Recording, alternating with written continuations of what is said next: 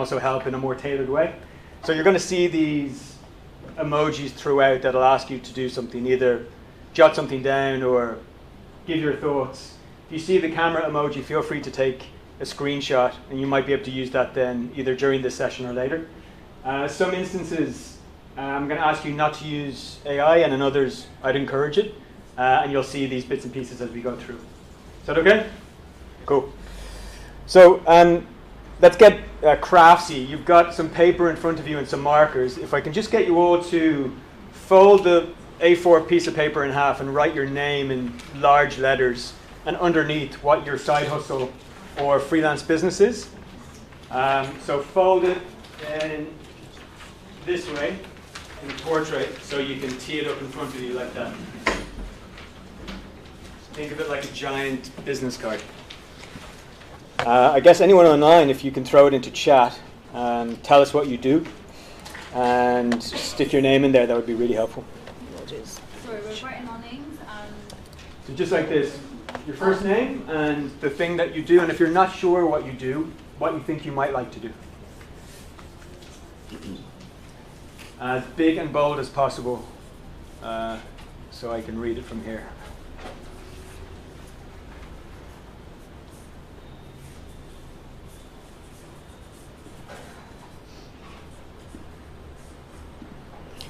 And then once you're done, just prop it up in front of you and make sure that it's visible.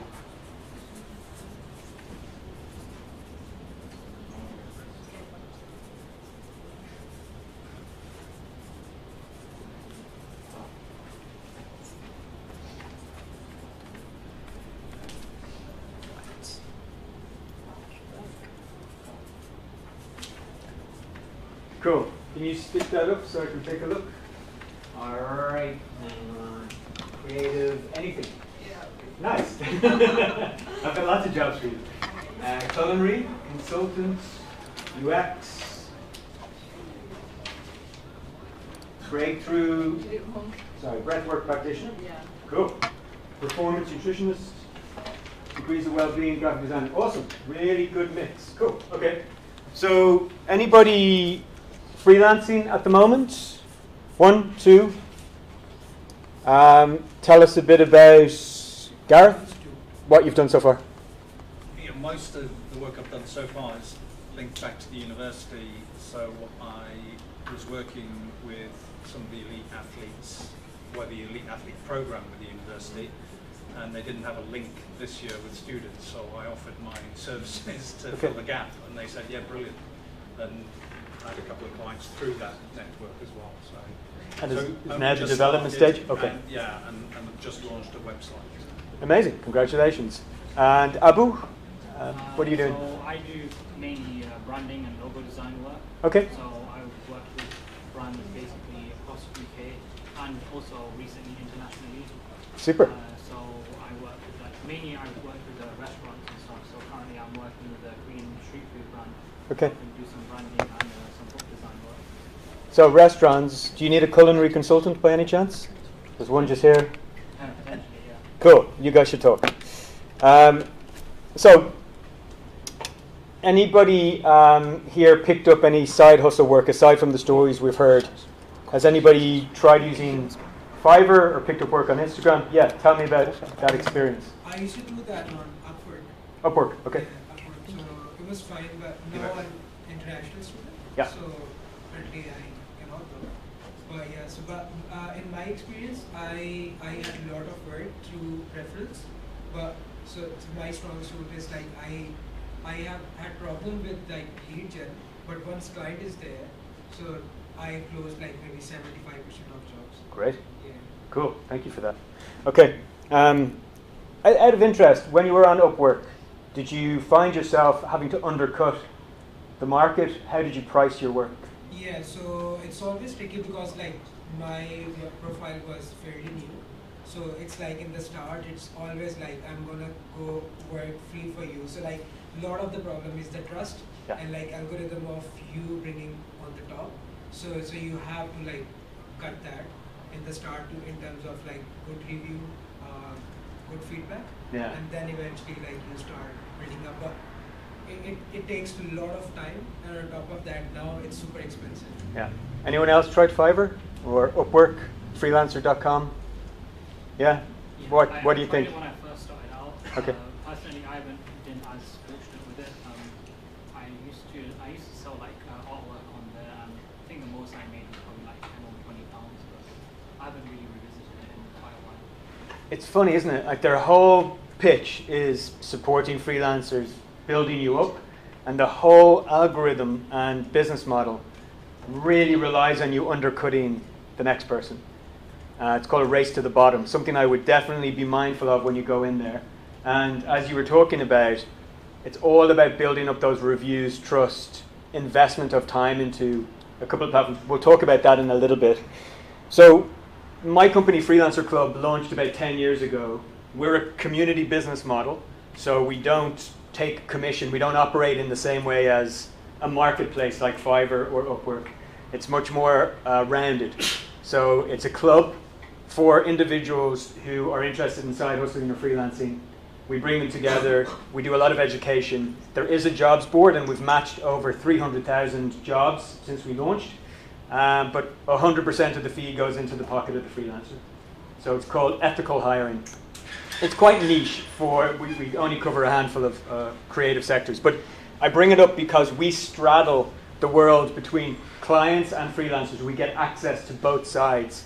And it puts us in a unique position where I can share with you a lot of insights as to what the client psychology looks like when they're hiring freelancers, and ways for you to position yourself and increase the likelihood of getting jobs. So we've done a lot of reporting and research around what clients want when they hire freelancers. What are the main criteria they look for? What do you think was number one on the list? Active contacts. Nope. Experience. Sort of experience. So number one was their portfolio or their service. So effectively, the thing that they're offering, often in a visual capacity, particularly with sites that want to explore anything creative, but really anything. First and foremost is how good are you at the thing you're offering. Second, what would you say is top of their list? So would reviews be on our portfolio as well? Reviews is separate. That's on the list. It's not number 2. That's number 6. Oh, I would have thought that was number 1. It's pretty close. Yeah. Anything else? Price is number 2. So 54% now. Bear in mind they can choose multiple, which is why you're not going to see this add up to 100%. It's multiple choice, but price was key. A lot of these guys who would require a freelancer would need them quite quickly. So a quick nugget for you in terms of how the algorithms work on a lot of these platforms is the cheapest quote almost never gets the job. But the fastest person to apply has a much higher percentage chance of picking up work. So speed was a huge criteria for clients. They want efficiency, and a lot of the time with smaller jobs, they want to see somebody quickly. They don't want to invest a lot of time in the hiring process. Number 3, any ideas? It's not been said yet. It's personality. Something that may surprise you, I don't know. Surprised me when we got the results. So how are you connecting with that person? Again, not something you have the luxury of doing when you're applying on freelance sites, but only when you take that meeting stage do you start to connect with that person. And there's something about the meeting phase that has a huge impact on who gets hired and who doesn't. Communication was next. Highly underrated. So we hire exclusively freelancers to run my business. I hire multiple freelancers a year, and I would actually put communication number 1. If a freelancer, particularly when working remotely, is non-communicative, if I don't know where you're at with a project, or if you're not feeding back, it is super frustrating, not to mention you're breaking the link in a chain if you're working with other team members. So regardless of what you do, communication is paramount, but particularly if you're offering something remote. Professionalism was everything from showing up on time, how professional was their application, were there spelling and grammar mistakes, are they coming across in a way that's going to represent my brand? And then Safa, you already mentioned reviews. So testimonials, reviews, and often experience. Ooh. Can we take a look at the tech and see why the screen is turned off?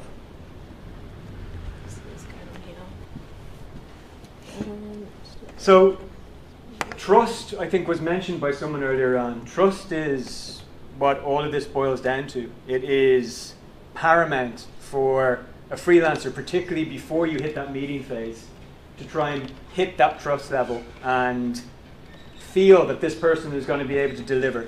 Because so much of it is faceless, and so much of it is based on what your digital footprint looks like, what your website or social platforms look like. That might be the first time that the client gets to see you. And at that stage, you are effectively at the mercy of what you're putting out there and what you're projecting. Only in the meeting phase do you have an opportunity to then build that human trust, build that human level. I think it's still being a bit funny. Sorry.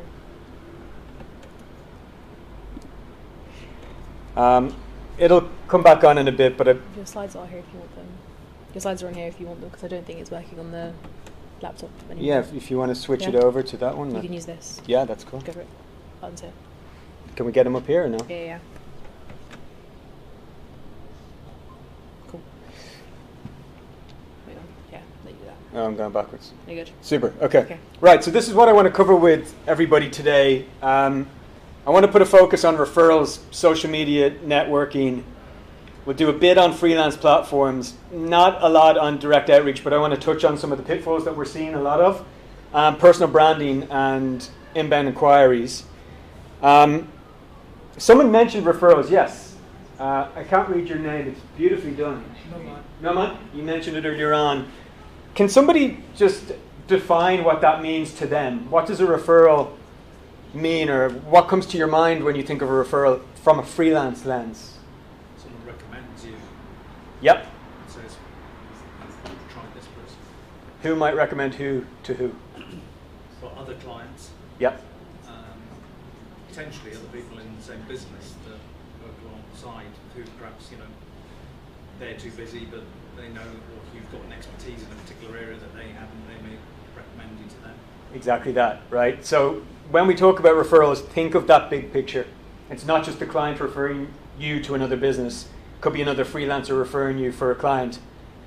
One of the key aspects of being a freelancer, and actually one of the requirements when it comes to this new tax aspect called IR35, I won't bore you with it, but basically you have to be able to provide a substitute if you can't do the work. And it's a technical thing that very rarely gets exercised, but it's in play. But if you think in those terms, freelancers often have other freelance peers who they'll pass work on to, or ideal world is you'll have freelance connections that have a complementary service in the same market as you. I used to be a freelance photographer for 10 years, and I'd say half of my work came from models, makeup artists, stylists, people who worked in the industry but didn't compete with my work, and sometimes photographers who couldn't do the work. So referrals is something incredibly powerful. It's where new freelancers pick up almost all their early work. Friends and family is almost always the first job you'll ever get. And you want to cherish that opportunity and try and build on it as much as you can. What about repeat clients? What comes to mind when you hear that phrase? Satisfied service. Yeah. So it's like trustworthy. It makes you like, okay, you know what? Instead of me like shopping around, I'd rather like go with someone who's already been there. Yeah. And satisfied. Can you do anything to affect that? So if you work for a client, how can you try and nudge them to use you again? Kind of like offering them like a future discount even, Right. or something in return maybe, Yeah. but without being desperate.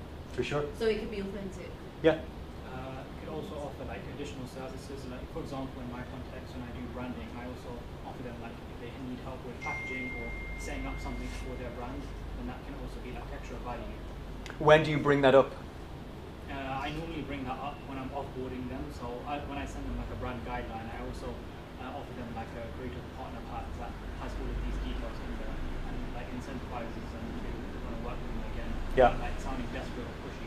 so they have like the option to, it's not as in I'm reaching out desperately or something. So you all know what you do and what you're good at. They don't know that.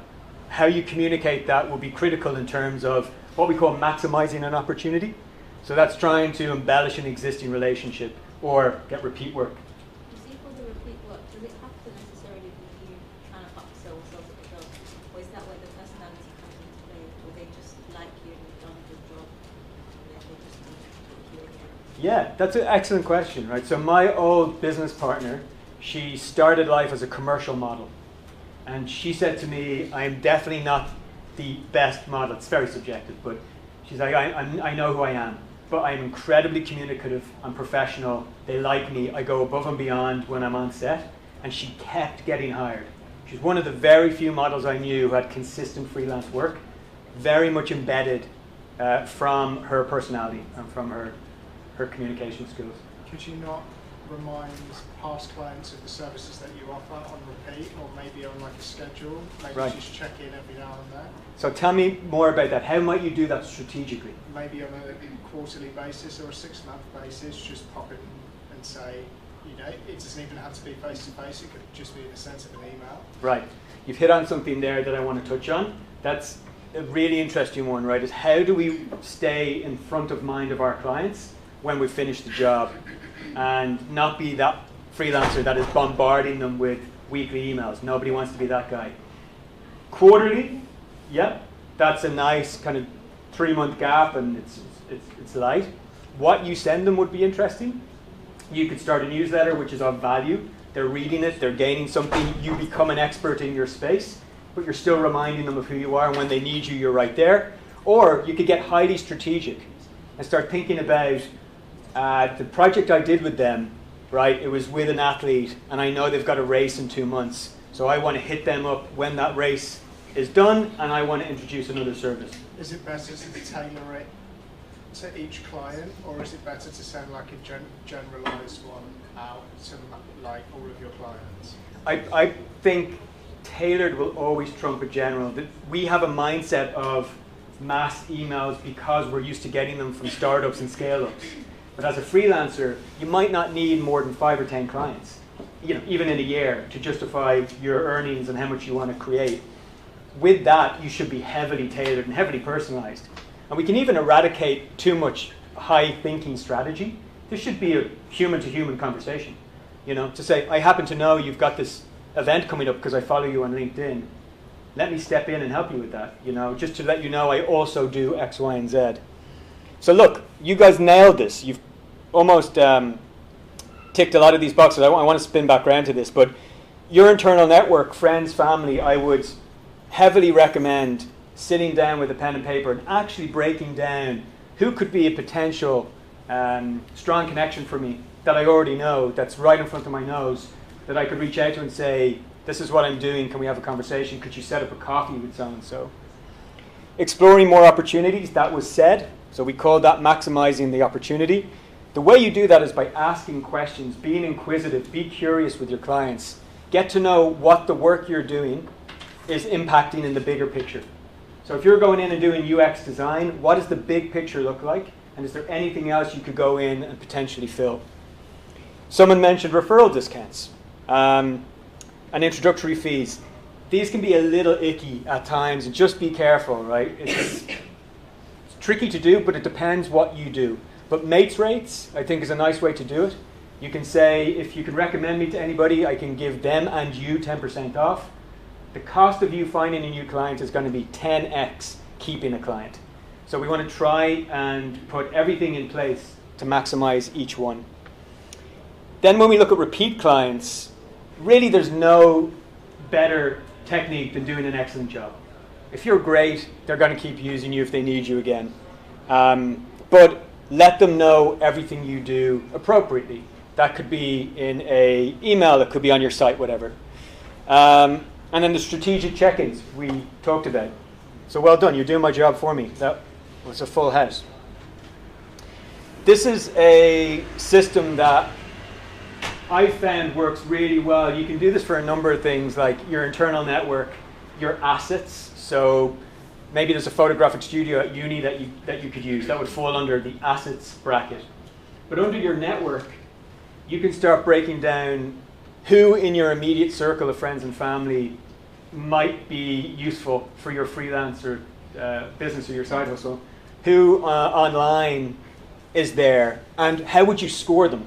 So if we take a look at the example on screen, this network has put down a brother, right? So obviously you have a close relationship, well, not everybody, but this person might have a close relationship with a brother. They're a web designer. So you're going to score that person 9 because you can contact them instantly. They'll probably do it for free or at a pretty good price because it's your brother. And you have easy access to that person. Where on the other hand, if we take a look at Jane Smith, that's a 3rd connection on LinkedIn. So you could maybe ask a 2nd connection to introduce you, or you could reach out, but it's a low score. Yes, she's in our internal network, but no, she's not someone we're intimately in touch with. That process helps dramatically to start figuring out where you can start that journey and often pick up your first job. Anybody picked up work using social media? Yeah? How did you do it? Me? Yeah.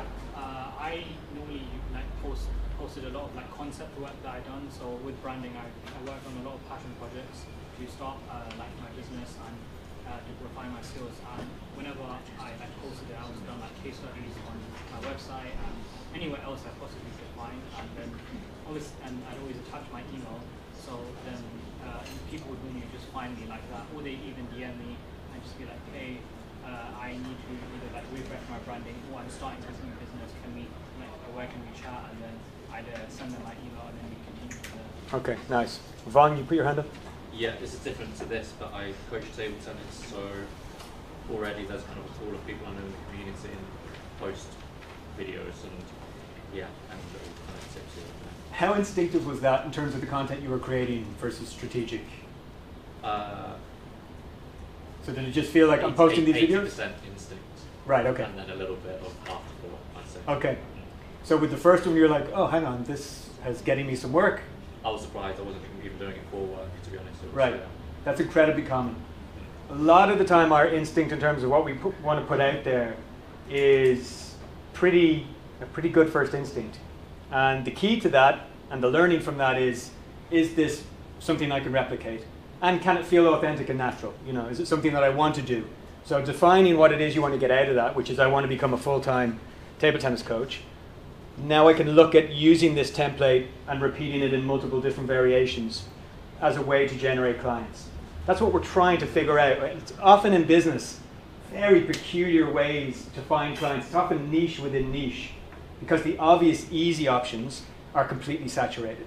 So if your strategy is I'm just going to blitz Instagram for a few hours every day without much thought, it's probably not going to work. Even if you jump online and copy a strategy, it's also probably not going to work.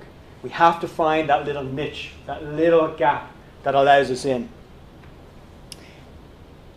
So I never like to give templates really because like I said, I think marketing in particular is born from creativity. But if you understand the basic principles, you can then play within the rules to get creative and try and find access to work.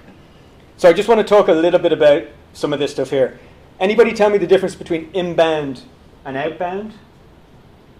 Yeah. So inbound is what the traffic that you get that reach out to you, and outbound is what you reach out. Yes, exactly. Right. So give me an example of inbound. So inbound is like I have a portfolio that I'm sharing, let's say on LinkedIn, I'm interacting with every post, and then I'm generating leads, people looking at my services and my label and everything, and they are reaching out to me that I'm looking for this role, can you do that, or we have role for this. Yeah. And outbound is like you figure out the agencies and you look at the services, find them out, and then you contact them and tell them that this is what you are looking for, this is what I'm offering, and can I do it for you, or can I throw my hat in the ring? Exactly. Okay, so if we have an inbound example, give me an idea of how that might look on social media. Who wants to have a stab at that? what could you do to generate an inbound inquiry or an inbound lead using Instagram, using LinkedIn? Just post content. Okay. If they see, like what they see, then it's messaging. Okay. So we need to start factoring a few more things into that, right? First of all, is the content of value? What are we posting? When people engage, are we going to reply to people who like it, or only people who comment, or people who DM? What's our threshold, right? And do we think the people that are engaging actually are interested in our service, or are they just doom scrolling and clicking on things? So we need to be somewhat more strategic when it comes to how we're doing it, but that's a perfect example of an inbound inquiry. Something that 99% of freelancers do not do is optimize their profile to be discovered. I'm going to show you what that looks like. I fear the video now won't work because we're onto a PDF, but I'll explain it to you. Second thing is sharing value, not just random work, right? So analyzing who are your followers. If you have transitioned your personal social account into your work account, your followers are probably made up of people who aren't going to be suitable clients. So you've got to keep that in mind as well. I know it feels like a slog, but it may be more optimal to start a new account specifically for your business. And then what you post needs to align with that audience so that it's either going to be funny or informative or add value to them in some way. And then we need to engage intentionally. So this is not hitting like on everything. It's properly thinking about what you're saying, being authentic. You know, it's becoming easier and easier to spot AI, in my opinion. I don't know if you're getting the same thing, but, you know, social is crawling with bots. It's becoming easier to note who is engaging and who's authentic. And I think authenticity's value is dramatically rising in this current climate. Direct outreach, we'll talk about in a bit more detail. And then leveraging your existing communities. We've sort of talked about that already with your internal network, but this would be on social. Okay, here are some tips on optimizing for Insta. You're very welcome to take a shot of this, but a couple of really simple ones, like thinking of the most searchable phrases that potential clients are going to use to find you, and including those search phrases either in your bio or using alt text when you're posting imagery at carousels. Yep. You see when you said you might be better off just creating a new page than continuing with one you had? Yeah. Why is that? Because surely, even though your personal account might not have, the majority might not be interested. Maybe there might be a few. Would it not be better to just go ahead with that? You can do. You'd effectively be burning your personal account. I mean, there's two components to it. One is what is on there is what you're going to be showing your potential clients. So are you deleting everything in the past, shots of you and your mates, you know, whatever went up there from a personal perspective? And then is there a change point? You sometimes see it with freelancers where they've changed and suddenly it becomes professional, but everything below the crease is, you know, them drunk on the bar somewhere, and you're like, yeah, this is not a great look. So optically, it's a decision. But yeah, you might have a few clients in there, and if you're willing to keep those numbers for the sake of 1 or 2%, depending on what you do. You know, let's say you're a nail tech or hairstylist, and 80% of your followers are female, and that is what you focus in on, for example. You might have an existing audience. That could be perfect. So it's horses for courses. But I would say if you felt you're doing something like performance nutrition, it'd be interesting to know how many of Gareth's followers online, for example, would require something quite specialist. I think nutrition is pretty universal, so maybe a bunch. But if you honed in only on athletes, probably fewer, right? So it's depending on what you're offering. Let me give you a visual of what this looks like. So this is a graphic designer based in Bangor in Northern Ireland. Just a few little things. You can spend 30 minutes on your profile and you can suddenly become significantly more searchable. So they've put searchable keywords into their bio. That's not random. They're having to think to say, what do I think a client is going to search for when looking for my services? And knowing what your services are is very much step one, right? So here we have interior design. That's quite broad. That's still a great search term. Like interior designer, London, for instance, would be something that shortens it down a bit. But maybe you have a specialism, which is, I don't know, commercial interior design, like you just do hotels or something. So again, we're whittling down the audience, and you are going to have a higher chance of appearing top of the feed. Do people know what the term call to action means? Have you come across this before? UX, definitely, yeah. So tell the group what it is. Yeah, so that's referred to CTA. So CTA so the general idea is about user tend to take the very first optimum action that is referred to call to action. So any interactive element that is on there that changes the flow from current state to next state is called CTA. Normally we call that buttons, tabs, menus, headers, anything that's clickable and has some action. Yeah. So if you think about a well-built, well-designed website, it's sort of guiding you through. You might think you're in control, but it's sort of nudging you where to go. Airbnb does a great job at this, for example. Duolingo famously has an amazing UX UI. And it's telling you what it wants you to click on next and guiding you to where it wants to take you, which is a sale. You need to think in a similar terms. It's much more simplistic on socials.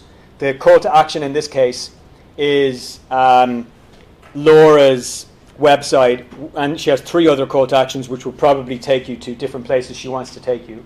But we have to decide, where do we want to take our customers next? Are we searchable? What do we do? And are we communicating what we do? She's done that here by breaking down in 5 or 6 words what she does and showing off a bit of her personality. We get to see some of her work in the actual content, and then a call to action to go and connect with Laura. This is the video that won't play, but the video, effectively, I did this morning because I was curious. I typed in graphic design into Instagram to see who would come up. So after this session, go do it for your own profession. Who is coming up? What content is coming up? Why is that content coming up? How can you beat that content and claim that piece of real estate? So the amount of work you can pick up with 20 minutes of optimization on your socials is phenomenal. Same goes for LinkedIn. Some slightly nuanced differences that I want to point out. Relevant industry keywords, understanding how the algorithms work purely by just playing with them yourself. So type something into LinkedIn in the hope of finding somebody, and see if you can figure out, why is somebody's profile appearing here? Do they have more searchable content? Are they using alt tags and images? What can I discover that I can replicate into my profile to become more searchable? Number 3 is interesting. So writing and publishing articles can give you long tail keywords. I think somebody came up to me the other day and said, I searched your name, and on the first page of Google was a LinkedIn article you wrote 5 years ago. I had no idea. I'd forgotten I had written it, and said, that's how I found you, that's why I'm here, that's why I'm going to hire you. So that was a fluke. And if I could be more intentional with that, I can now start to create search engine optimized content even through social. Right? So keep that in mind. Try and use what the platforms are offering you. So do you remember when Reels first came out and it became a thing? Anybody who used it got rewarded heavily by the algorithms on Instagram. That's what these tech companies want. When something new comes out, they want people to use it. So they're going to reward you by featuring you higher. Take advantage of the new technologies when they hit. I'd also say pick and choose what social platforms you think are suitable for your side hustle or freelance business, because it can be a complete time thief if you end up across 8 socials spending all your time diluting that content. It's no good. And then engaging in conversations. So all of this should be a two-way street. You should be going out there offering value by posting comments or liking or engaging or having a conversation, a real conversation, with content that aligns with your brand and what your potential clients are doing as well. That then generates inbound inquiries, and then away we go. You're into meeting stage and you're off to the races. this is a good example of a really well designed and optimized LinkedIn profile. Maya is a huge influencer. Her service is about visualization. She does a lot of work around mental health. She, a few months ago, maybe a year ago, realized that if she aligned her content with sports stars who do a lot of visualization work before they go onto the pitch or the track, she could then align her brand next to sports stars. So she can post content with Ronaldo, for example. 6 months later, she gets signed by Nike. She now is a fully fledged visualization coach. Nike hires her regularly. She gives talks. She will post some of those talks, but probably 2/3 of her content is alignment with influential, powerful accounts that align with her brand. It's actually quite simple to do. It's quicker for her to repost something and comment on, look how Ronaldo visualized this goal before he took the penalty, and then show her expertise next to a prominent influencer. Engaging intentionally. So we want to try, if we can, now more than ever, to be as authentic as we can and try and have real conversations with people. You know, you don't want to force and crowbar your way into a comment because you think it might get you a click back from a client. Adding value, it should be the mindset, right? How can I give? Even in a networking capacity, and if we have time, we'll talk about that. The temptation is to kind of talk about yourself quite a bit, when actually it should be value first, always. How do I put that there with no expectation of it coming back to me? It'll come back, I guarantee you. Value first whenever you're posting. And then, you probably heard this a lot, but being consistent is often the one thing influencers will always cite when growing their brand online. And then take a look at the don'ts, right? You probably know a lot of these, but the second one I think is quite interesting. The temptation to jump on a trend, to try and crowbar yourself onto something that's popping off, I think is a mistake. You want to, if you can, try and be as streamlined with your content and your voice and what you're putting out there as possible. So getting to know who you are through the lens of a brand, through the lens of a freelance brand, a side hustler, the value you offer will have a distinct advantage to those who are jumping on bandwagons. Okay, anybody taken on networking events in the past? Gone to events and, yeah? Yeah, I used to go for networking events for Design District. Okay. They used to have once every month, and I actually met one of my current clients there as well, who's actually a keynote speaker there, so great. It was quite a lot of fun. What's the advantage of face-to-face interaction? I think it's just sometimes the conversation can feel more genuine in person, and there's just a lot more opportunity to talk and as your natural self instead of feeling like hiding behind the screen and stuff. Yeah. So in person, there's just a lot more genuine feeling. What's the underlining thing that happens when we meet somebody in person? What are we building up? Rapport. Trust, right? It all boils down to trust.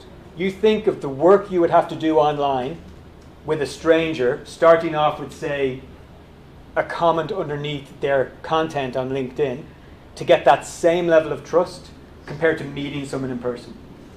It's about 5 or 6 steps that you're skipping by meeting someone in person. So if you put down on a spreadsheet, this doesn't feel efficient for me to go to an event. It's like, it's a lot of time, I got to jump on the tube, I got to do blah, blah, blah.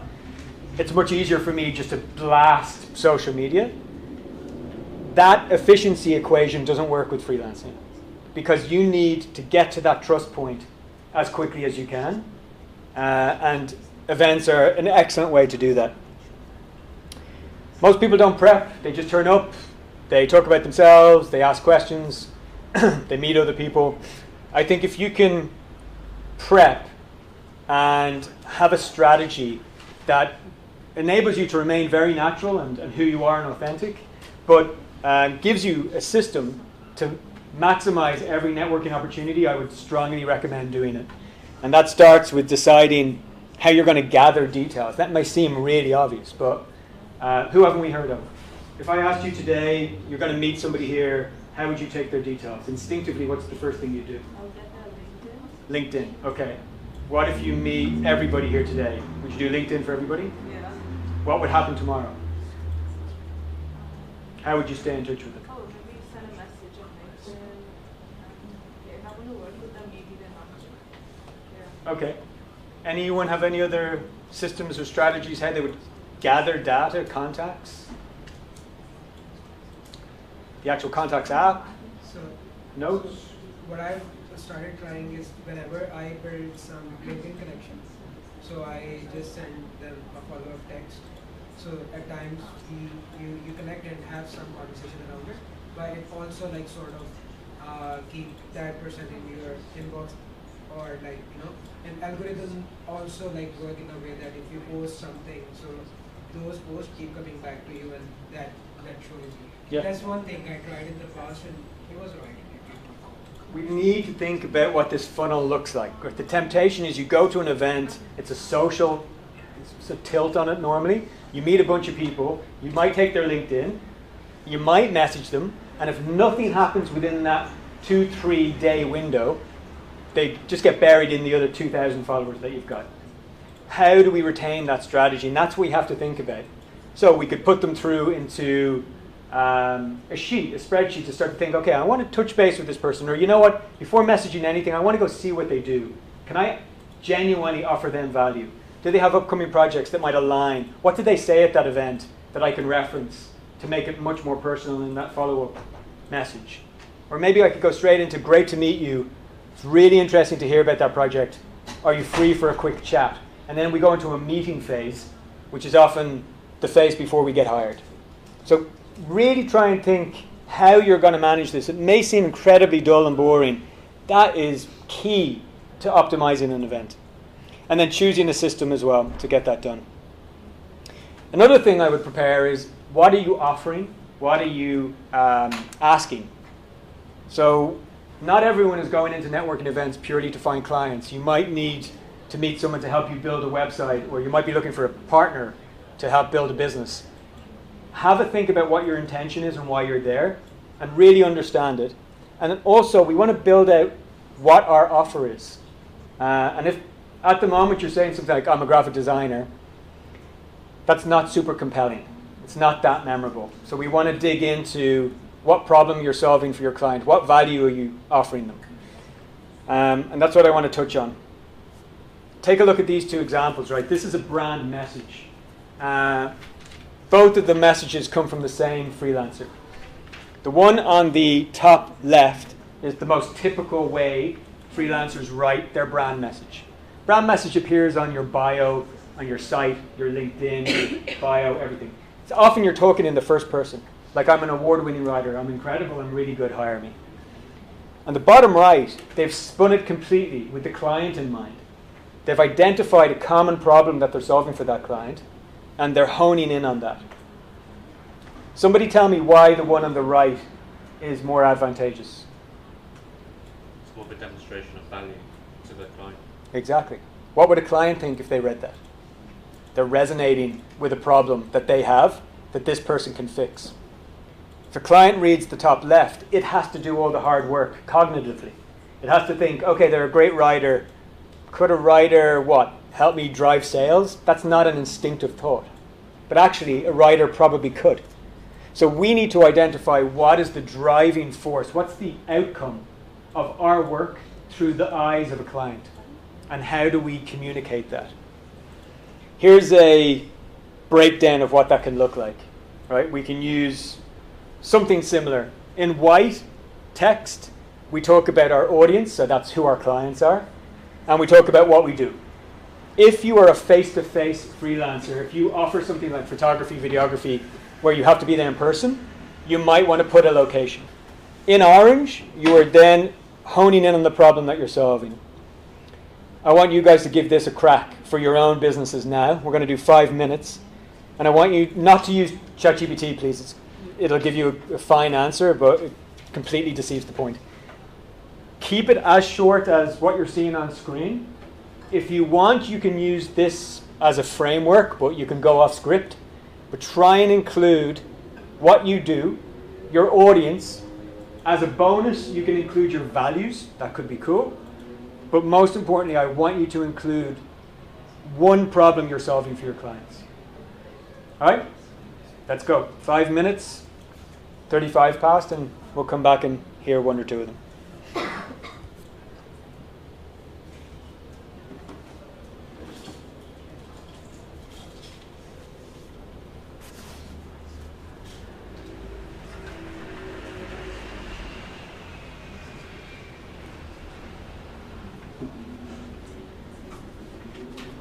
So whilst the text in white probably needs a little creative thinking, you probably can nail that in a couple of minutes. It's the problem part of this brand message, I think, is the one that most freelancers find challenging.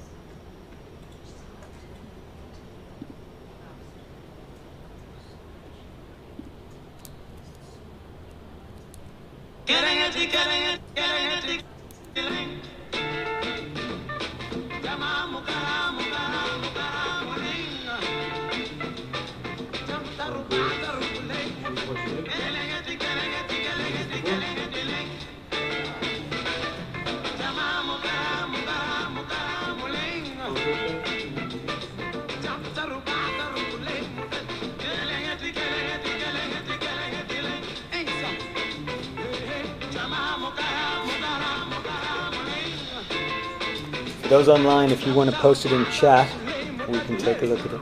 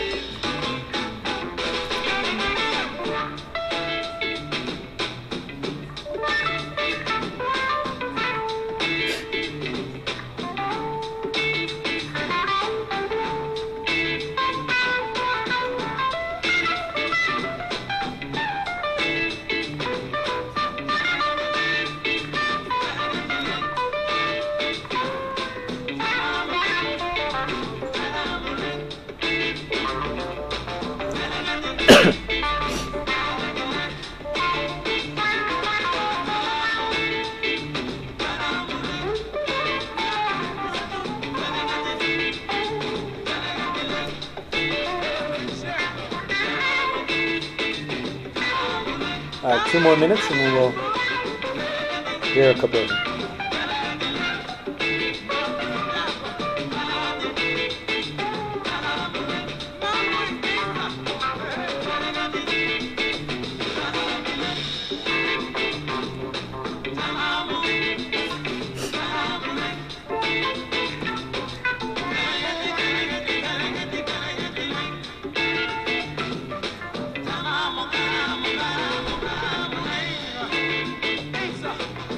Taruba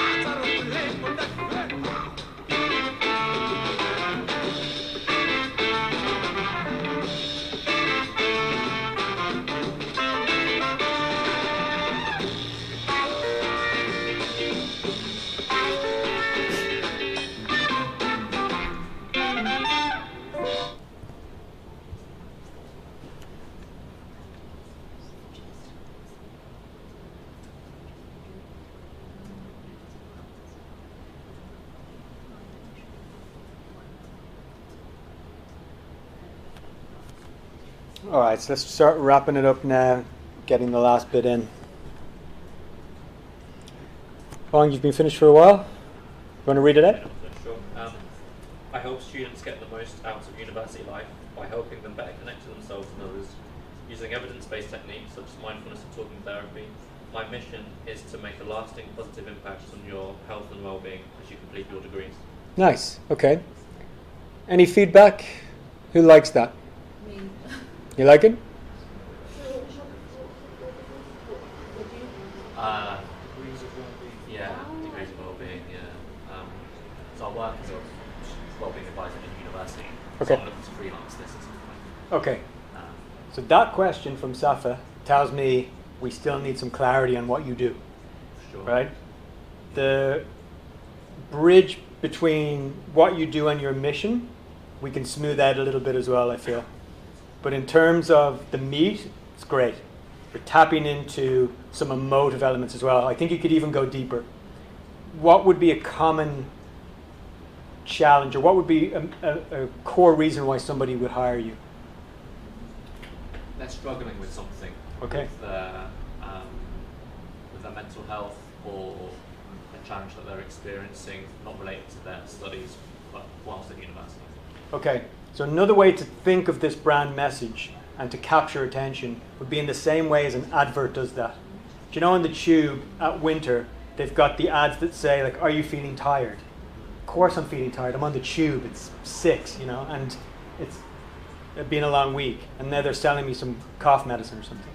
So how are we resonating with that core emotive driver? Like, are you struggling?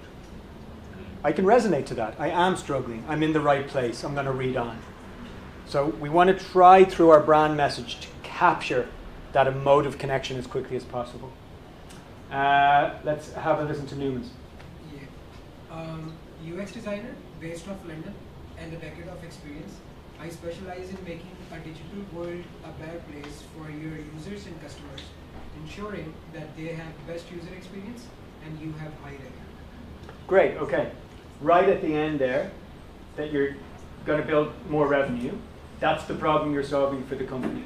So you're a little bit top heavy in terms of what you do, and then right at the end, you're like, this is the problem I'm solving for you. So this is the outcome. So perhaps we could flesh out that last part a bit more. So how are you generating that revenue?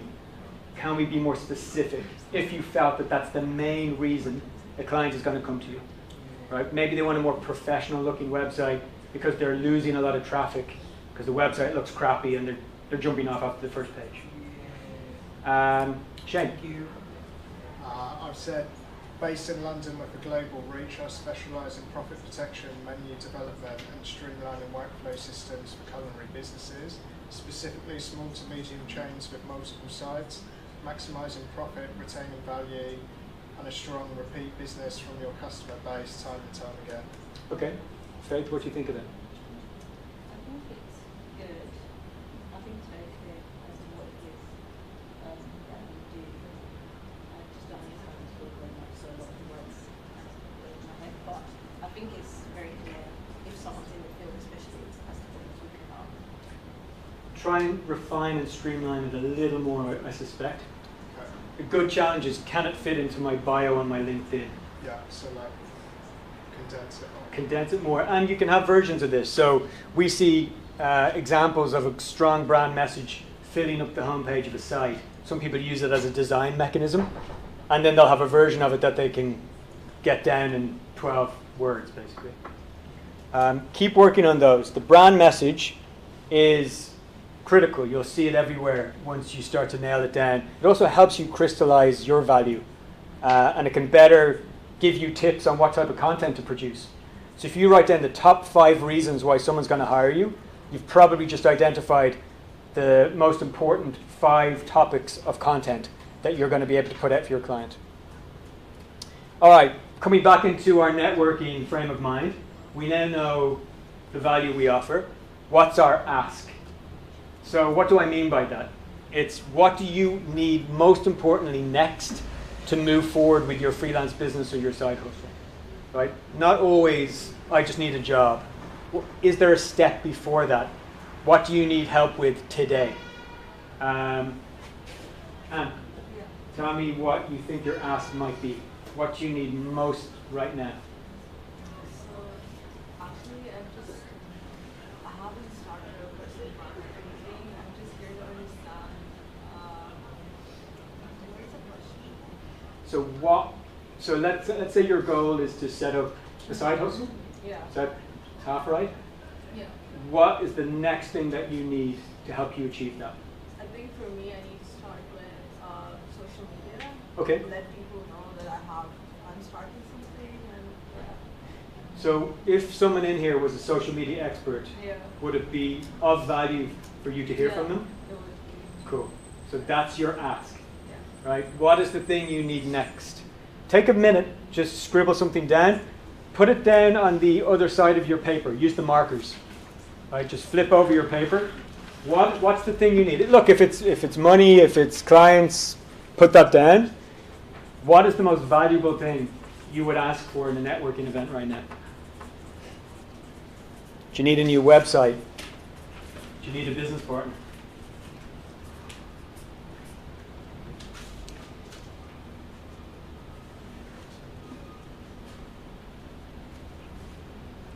Do we have any social media experts in the room, by the way? Graphic designer, UX designer, you guys must know a little bit. I got a little bit over there, okay. Let's see if you can talk to. Right, what's your ask? So I'm looking for UX consulting or part-time roles since I'm an international student. Okay, I moved here a couple of months ago. so you need part-time. Yeah. You can't take freelance, you can't set up a company, is that right? No, I can say. Okay, Yeah. so you need part-time gigs. I can be a part-time or work on contractual roles, and in exchange, I have an offer. Okay. An offer to give. Like that's my ask. My offer to give is that I have worked in products and entrepreneurial ecosystem for like more than 10 years. I've been a jury member of different startup idea competitions. So that's the thing that I have expertise in, and anyone who's setting up something from the very start, Yeah. I can offer sort of improvement in their business model and tell them the missing pieces that can help them, get the incubation or refine their business model. That's huge, right? So everybody take advantage of that. If you guys are looking to build a site, even if you want to get an understanding of a flow of your socials, Newman's got the mind to be able to figure that out, how to guide your clients through that process and ultimately land up in your inquiry box, right? Faith, what's your ask? A client has a small restaurant that they want to refresh and redo the interior wall. Okay. Anybody know restaurants? Anybody have contacts in the restaurant industry? Yeah. Yeah? Well, you guys should have a conversation. So, do you see how this works? We're looking for ask, we're looking for offer. It's not always going to be a swap, right? So if Shane helps Faith, that's cool, but maybe Abu can help Anne. It's not a transactional thing necessarily. You're going to figure that stuff out. As this evolves and it develops, you'll pay for that service if you don't have a skill to swap. Or you'll use technology. You'll find a way to be able to do it. Where you're at now, which is in development phase, network together, use each other, understand what you all do, and see how you can build, okay? There's a lot more on networking, but I want to blitz through this and move on to just one or two bits, if I may, so I can leave a little time for questions at the end. Freelance platforms, is that of interest to people? Okay. So we touched on at the top, a couple of people have used Upwork, a couple of people have used Fiverr. Anyone want to name other platforms that they've tried? I've tried this one called Contra. It's apparently supposed to be it's supposed to have a more professional look and stuff. And it has kind of worked for me a little bit, but recently they've had some changes, so I haven't gotten any work from there. I've mostly just gotten organically from my website. Okay. But I'm still working on it right now. Yeah, Contra is a US-based company. They raised a lot of money. They're pretty good. It's kind of slick. A lot of the money went on how good it looks. Any other platforms that people have used? Try people per hour. People per hour? Yeah, that's one of the big ones too. Have you had much luck on it? Not today, no. Okay. They are monsters. So the really big ones, Upwork, freelancer.com, people per hour. I think it used to be Guru, but I think one of them bought the other, if memory serves me. Fiverr, right? Really with all of these, I think the people who get the most out of them invest in one or two, and all of them talk about going through a long period of pain where you have to offer up services for next to nothing because you're competing typically with a global economy.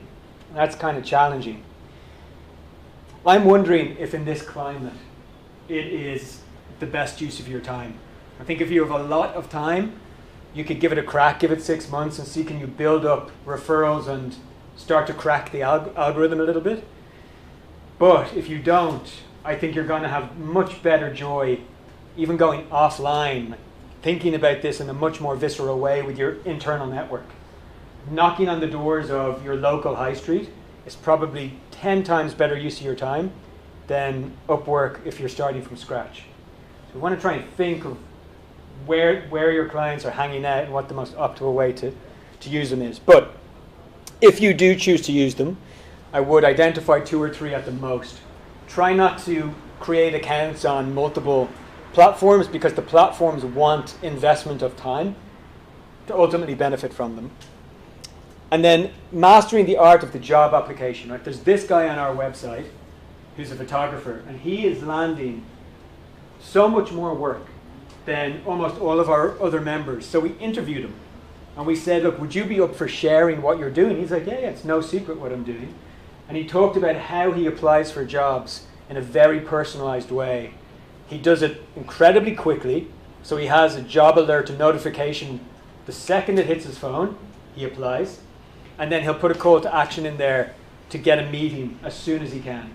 So that's his 3-pronged strategy that has resulted in this guy landing 40, 50% more jobs than anyone else on the platform. And then we've talked about building reputation and reviews. So shop around. There's a lot of freelance platforms that are known as boutique platforms that will specialize in certain sectors. Whereas the ones we've mentioned today are all really general. They'll post lots of different things. But there's almost definitely a site for your profession. So a friend of mine is a freelance psychotherapist. There I think are 3 or 4 psychotherapy websites, freelance websites where they'll match you with clients. So go and see if there's an interior design. I know there is actually. Interior design and architect, freelance marketplace. Hunt those down to see if they're any good. They need to be early to mid-stage so they get a number of opportunities. Not too new that's a bit scrappy. But you want to get in there before it becomes too big and the competition starts to rise. So do your research past the big, well-known names. In terms of the proposal, this is a pretty good rule of thumb, which is intro in the first 50 words to try and personalize it. Always read the brief and say something to prove you've read the brief and connect with that in the opening line. Address the client's needs. If you can explain your approach, that's a really great way for the client to visualize how they might work with you. So this is how I do my service and this is how I can do it for you. And if you can drop in, my last client, who's very similar to you, benefited from this, it becomes much easier for them to understand how it works. And then always include a call to action. Right, I want you to give this a quick go. Could I just ask a Yes, question on those? of course, yeah. Let me zoom back. I'd never heard of them. I'm just trying to sort of picture who would actually use them. Do they tend to be more companies using it to see companies that take on freelancers? Because I think, just think of my business as an athlete. Why would you go and look for a freelance network company in order to? It's almost like long-winded. You've gone through 2 hoops to get to. Yeah. Whereas there must be other ways of looking or searching. If I wanted a performance nutritionist, yeah. I guess I'd first go onto social or search Google. Find me a performance nutritionist near me. Yeah. Would probably be my first call, or highly rated or something, rather than use Fiverr or Upwork. Sure. Does it tend to be more company-based, or would you say no, there are lots of individuals? I think it's a mix. And it depends on what type. But I mean, even your example there, I still have to go through social, which is the middleman in that case, true. and let's say Instagram Yeah. is not designed to help me do that. No. So if I punch in nutritionist, it's not going to tell me where you're based. I don't think there's a geolocation functionality. It's going to take 10x the time it would take if I post a job. So why should I spend time looking for you when I can post a job in 2 minutes and you come find me? Yeah. And then I'm just choosing. Not to mention everything else that's in place. So I can see your past history, your reviews, the companies you've worked for in the past. It's built to give me the trust to bridge that gap. You are at the mercy of who's on the platform and who applies. And many people do what you've suggested, which is they go headhunt, if you like. If I have time, I'll jump to that slide and show you how that's connected to personal branding and how the market is actually shifting as sites are building out more advanced search filters to make that process simpler. But still, the vast majority will use a platform to hire a freelancer. Often people who won't have that individual in their network. And what you do is quite specialized. So if I'm an athlete and I know I need this, yes, I could Google it, and if you're not on that first page, well then you're not going to get hit, right? Yeah. But maybe I think, I'll just post a job and I'll let them apply, and now I can start to analyze each application. And if you're one of those, well then you're in with a chance. So Yeah. depends on what you're doing. In fact, let me skip that. I want to touch on direct outreach really quickly, and then I want to touch on personal branding, and then you can ask some questions. So we often ask freelancers, if you had to create a campaign, what would you do? And a lot of them talk about the cold email, right? Just that direct approach of emailing the client. I don't know about you, but I probably receive 5 or 10 of them every day, and they're so easy to detect. I don't even read the first line anymore, you know. And they're becoming clever. They're becoming very personalized through AI, and it's still so obvious. There's no step. It'd be like going up to someone you've spotted in a bar and putting a ring on the finger. You know, you're skipping about 6 steps. You've not said hello yet. You've not built trust. You've just gone straight in for the kill. So we've got to try and think about what that stepping stone process looks like to ultimately land clients. The temptation is to try and speed up the process, which is why we see emails like this that are an absolute nightmare. They're often super generic. There's no personalization. They are going straight into how great they are, very little in terms of what value they're going to give you, right? I would strongly avoid cold emails at all costs. Cold calls, even worse, right? Someone's calling your mobile and saying, have you thought about insurance? Okay, and this is why the trust element is just so pivotal, right? These are ways you can do it. If we connect on social media, that's a mild step of trust. Okay, it's very soft. I still don't really know you. It's a connection we've never met before. But what if you did a pitch video? So this is something that I've seen more and more, which I loved. Someone took a look at my site, recorded a Loom video, which is really just a video where I can see them, but they're showing me on my site a couple of things. And they said, look, I can fix this for you, or I can make this so there's a great visualization.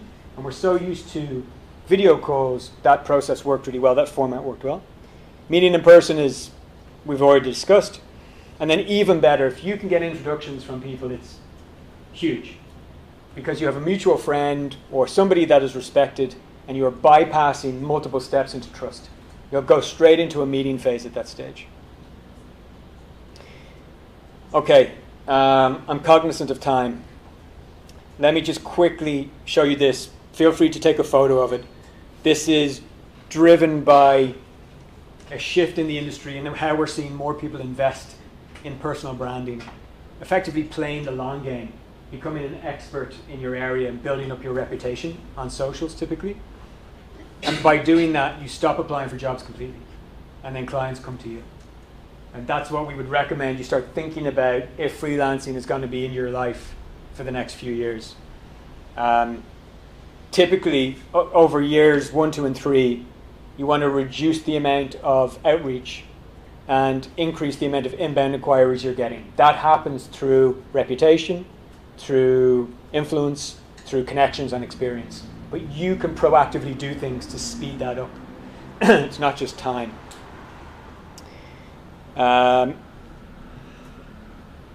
yeah, someone like Stephen Bartlett, I mean, he's almost a ridiculous example at this stage because he's so big, but there's an example of someone who's now become a huge influencer in their space, who now gets tons of opportunities that have spread from I've met his personal brand agent in the past, and they do a great job. So, quick snapshot of that, and then we can do 5 minutes if anyone wants to have a quick chat. Okay, any questions about anything that we've covered in terms of what are you doing tomorrow? What are you taking away from this? What actions are you going to implement to try and achieve your ask, to try and achieve your goals? Or any general questions that you want to ask? Can I ask if you, as like the Freelancer Club, host like networking events? No, we used to. I think I have a slide that lists. No, I don't. Oh, I do. Places to find networking events. Here. We used to, Shane, but then the pandemic came and it became incredibly difficult for us to do that. The tip I would give you in terms of identifying which events to go to would be, what is my ask? What do I want to get out of the event? Let's say it's clients.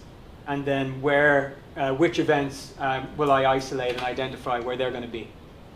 I think what tends to happen is people just show up to random events. They're really awkward. You're going into a space full of strangers and you have to go say hi to somebody. It's not for everybody. And it can really put you off if you have an experience where you get nothing out of it. But it is rare you'll get nothing out of an event. Almost always, if you pluck up the nerve to speak to a handful of people, you'll probably walk away with some good contacts. I mean, you don't need an event to do that. You can do it today. You can spend 2 minutes just having a quick chat to each other after this. And look at the asks and look at the offers and see, can you help each other? That is the equivalent of networking. Yeah? Can I just present the sort of problem that I'm having? It's, I think it kind of stems from an anxiety to cross the line. I'm in a quite secure job and I'm learning all the skills that I'd like to do as a freelancer. At what point do you feel like it's enough to kind of cross the line? Or is it possible to try and do both simultaneously? One of the kind of things I'm worried about is a conflict of interest, for example. Say I work at one university, I wouldn't obviously be able to take any of those students as my clients, but other universities at the same time. I suppose what I'm trying to get at is, when can I start to position myself and start to try and take money for the work that I do, because all the services that I offer in my job are free and popular, but yeah, it's just taking that leap now that I'm kind of stuck with. There's kind of twofold to this, I think. I think there's a practical answer, which is a recommendation to save up a few months worth of safety net so you can pay bills, and you're going to most likely start slow. Your income will take a hit for the first quarter.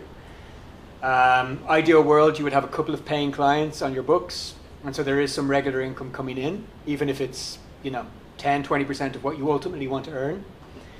And then there is the mindset piece, which is the confidence to say, right, I'm going to go do this. It can be done simultaneously, but it's a lot of work. If you have a full-time job and then you're hustling as well, you can burn out quite quickly. It can be quite challenging. But if you set a time to try and do that for a period, to pick up those early clients, there is a point where there's no perfect time, and you quite simply have to take the leap.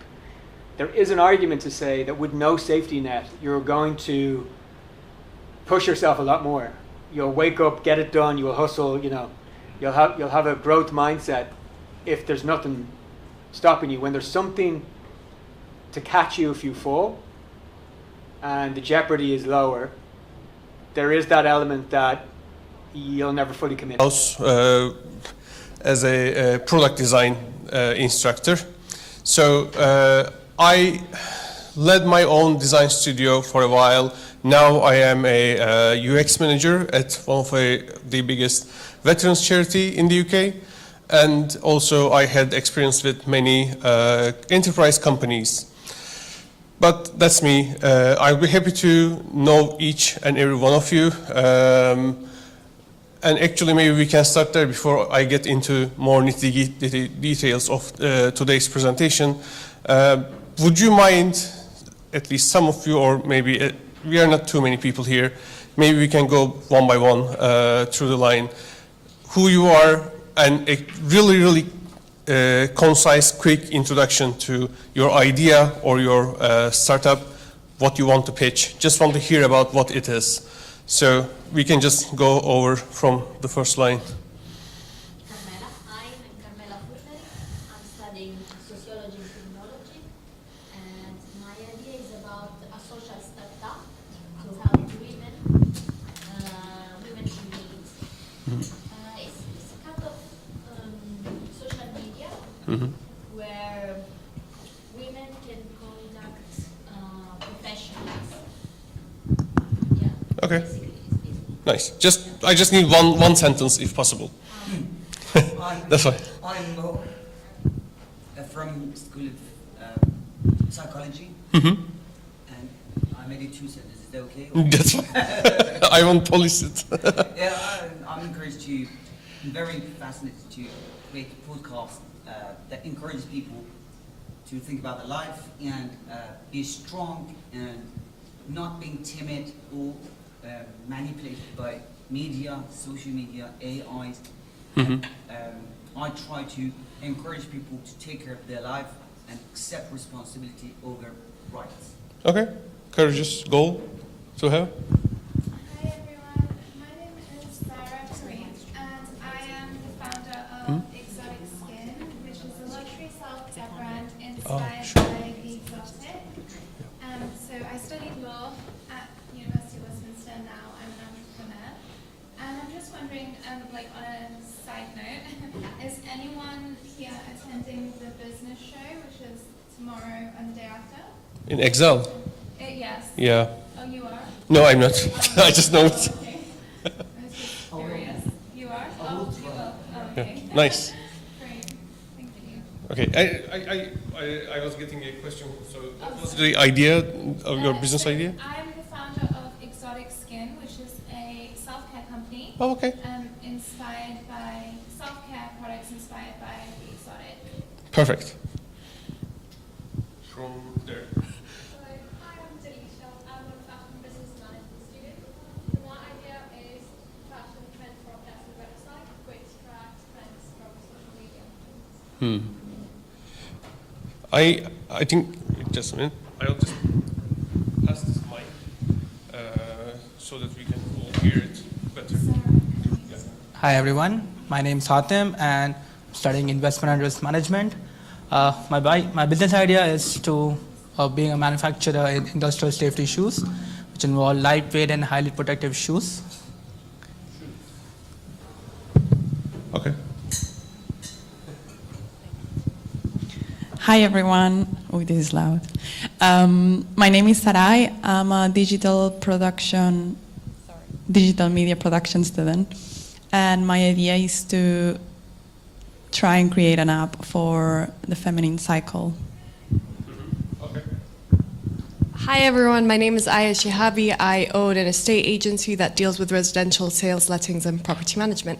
Thank you. Nice. Hi, my name is Valentina. I don't have a specific idea.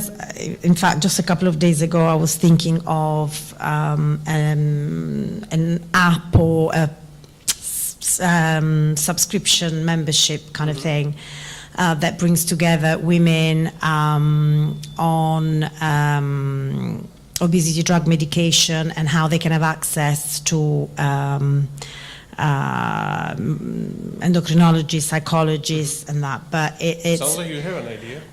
I do, but it's in its total infancy, and I'm very passionate about it. But I don't know where to start. That's true, honest.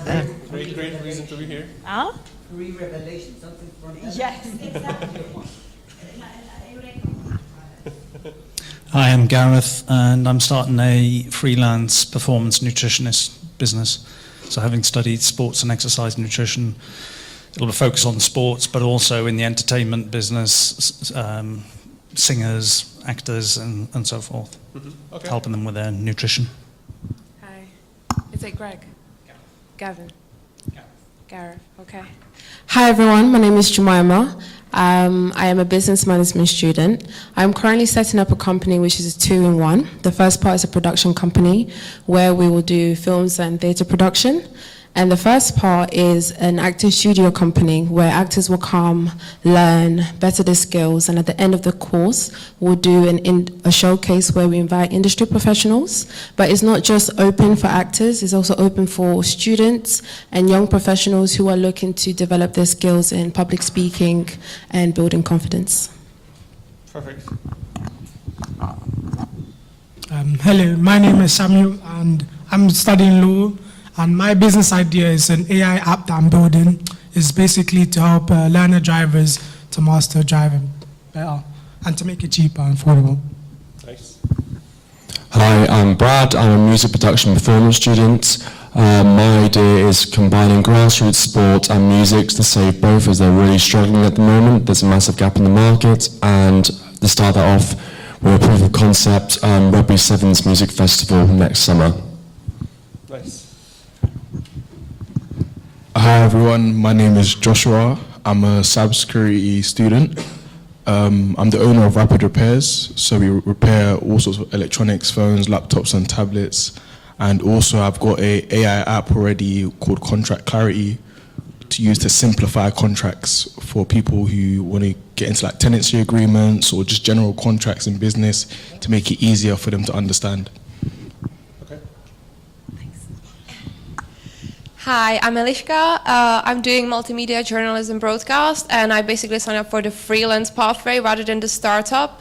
So what I'm doing now, I'm trying to run a social media account and build a community there for international students. And since I do journalism, I eventually developed skills in like freelancing and speaking on camera and operating camera as well. So that's kind of the goal, both goals. Hi, my name is Gaurav Jain. And I'm looking in the Startup 101, and my idea is basically an app that helps you decide your daily outfits. I'm Sana, and my idea is it is in the very initial stage. So I'm thinking about doing something that connects B2B businesses in like the construction industry, and also like for renting heavy machinery. Okay. Yeah. Hi guys, my name is Adon.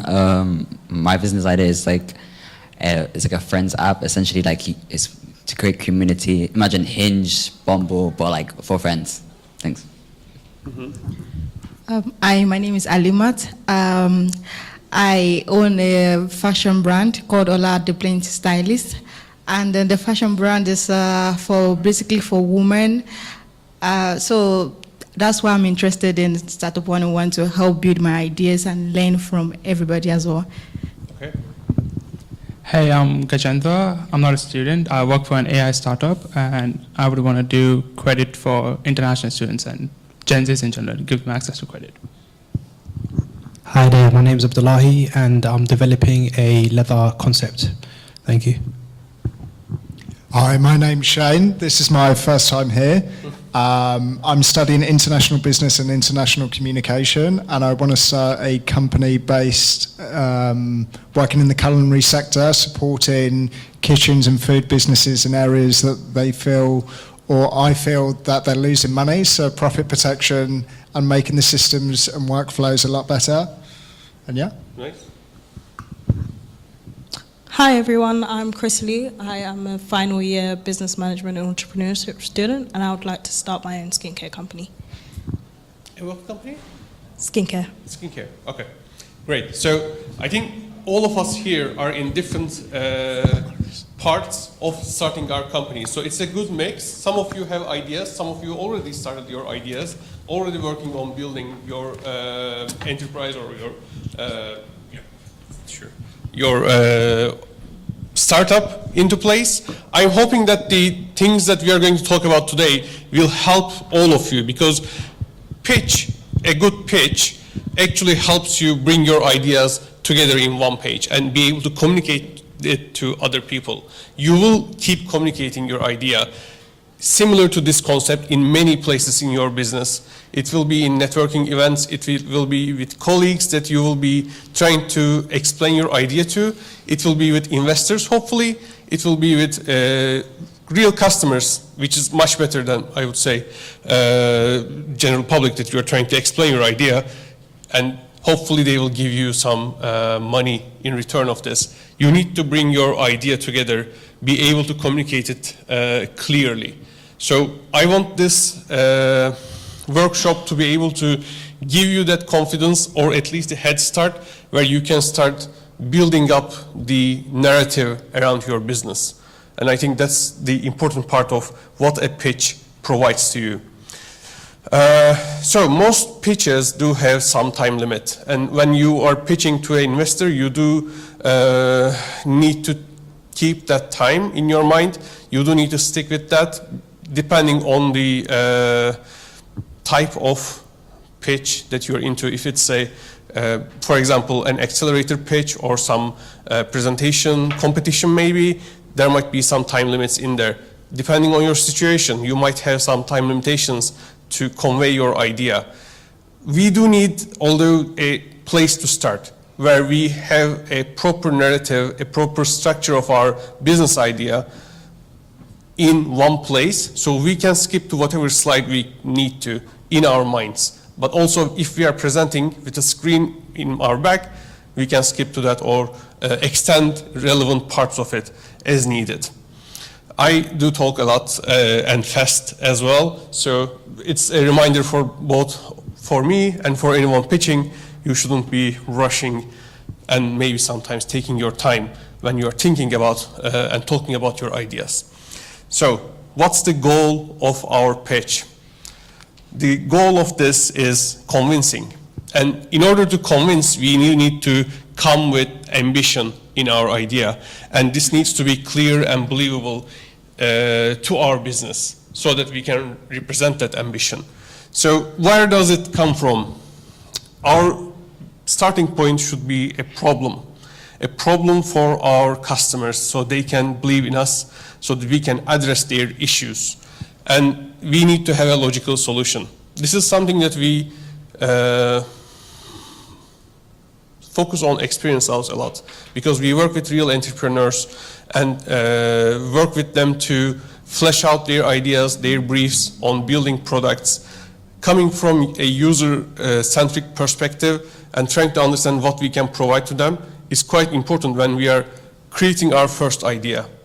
But many of you here already have an idea. So where does it come from? Probably from your knowledge so far, probably from your intuition or your experience, which is all relevant, all based on the data that you have, the things that you know. But we need to communicate those parts as well and bring that together. So we need to convince people, investors specifically, to our ideas. And we need to show them that there is a issue here that we need to address. How can we show that we have some problems that needs to be addressed in the market, but also that we are capable of addressing it and be able to tackle that issue is needs to be laid out throughout this pitch. And to be fair, we are bad at this mostly because we are too connected to our ideas when we are pitching to other people, when we are talking about our ideas. Oftentimes, the pitches that we talk are not entirely well structured. It doesn't follow a cohesive narrative, or it doesn't maybe address the audience's correct questions on their minds or what they care about. And then we don't really convey our information to them. Also, people might be left confused about what you do if you're not clear, if you're not really creating a maybe better picture of your industry, of the problem that you're addressing, or what differentiates you from the thing that you're actually building? Like there are probably a lot of alternatives to your company. Why would they care about your company in the market? Why would anyone care about your company? This question a customer also will think about when they're looking at your idea. And then the opportunities are missed. Maybe we don't really get the investment, or we don't really convey that idea. But everything is an experience. It gives us more ammunition to try again later on. So I'm hoping that it will get better as you do it, as you improve your pitch, as you improve your presentation of your company. But just have a reasonable expectation from the first time that you pitch and your first version of your deck. Embrace that it will be an iterative process, that you will build up on it. Some common mistakes that every entrepreneur goes through is being too close to the problem that you are solving. So close that you talk technical language, you talk about really nitty-gritty details that investors or people who are trying to understand what you do don't really know about this, and you dive into too much detail.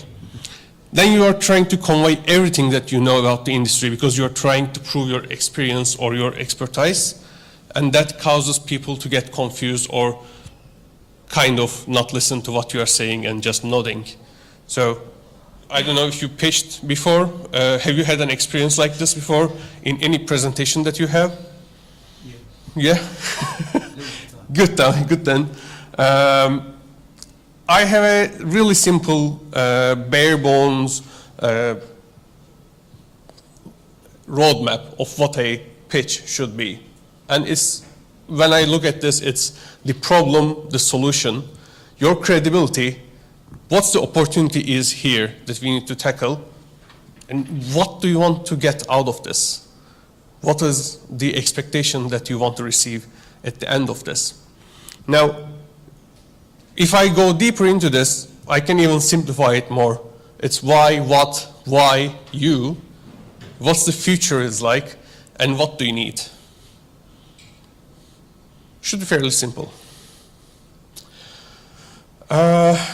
So I'm going to go through what you need to include in a pitch in a more detailed way.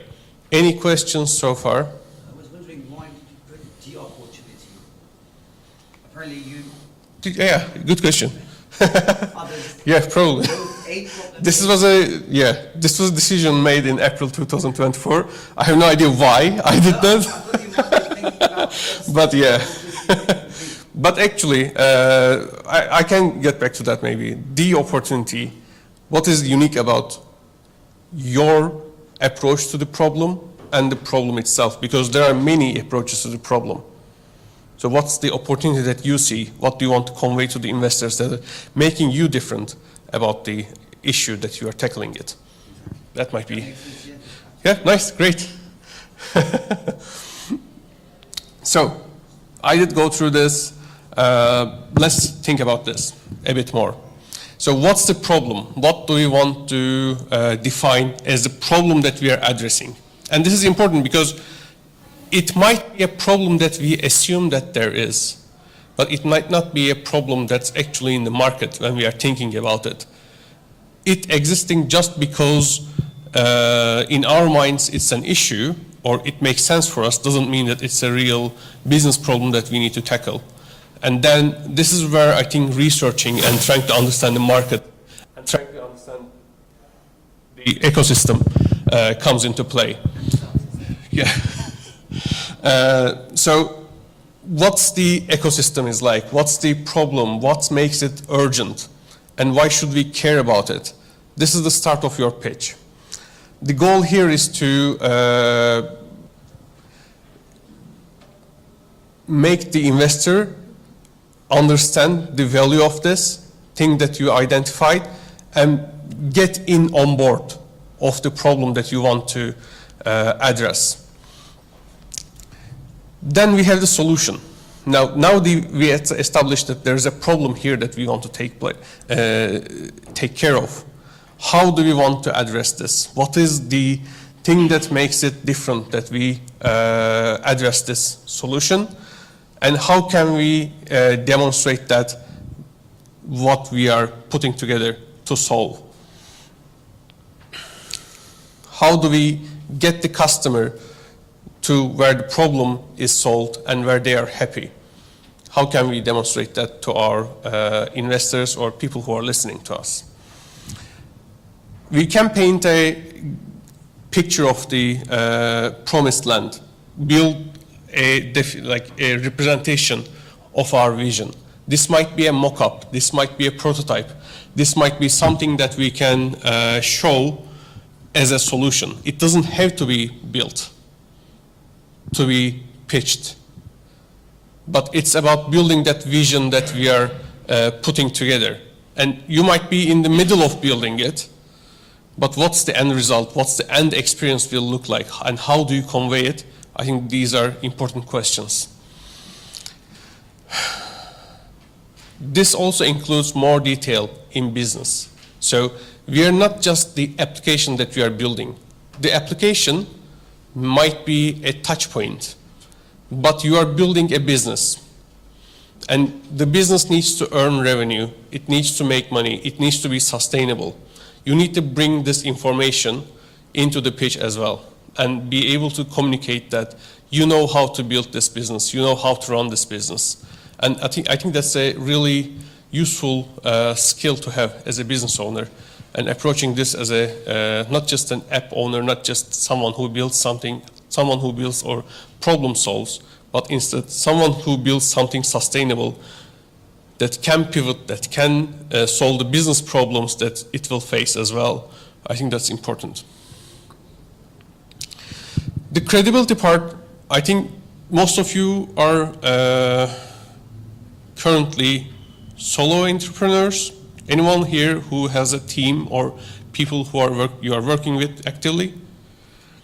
Nice. So that's where the credibility also can be communicated. Your team is your power. What are they addressing? What are you able to tackle with them? Or if you don't have a team member, who do you know? What kind of networks can you go onto? And what kind of people can you access to improve this in the future? Do you need talent? Do you need someone to hire to address certain parts of this business?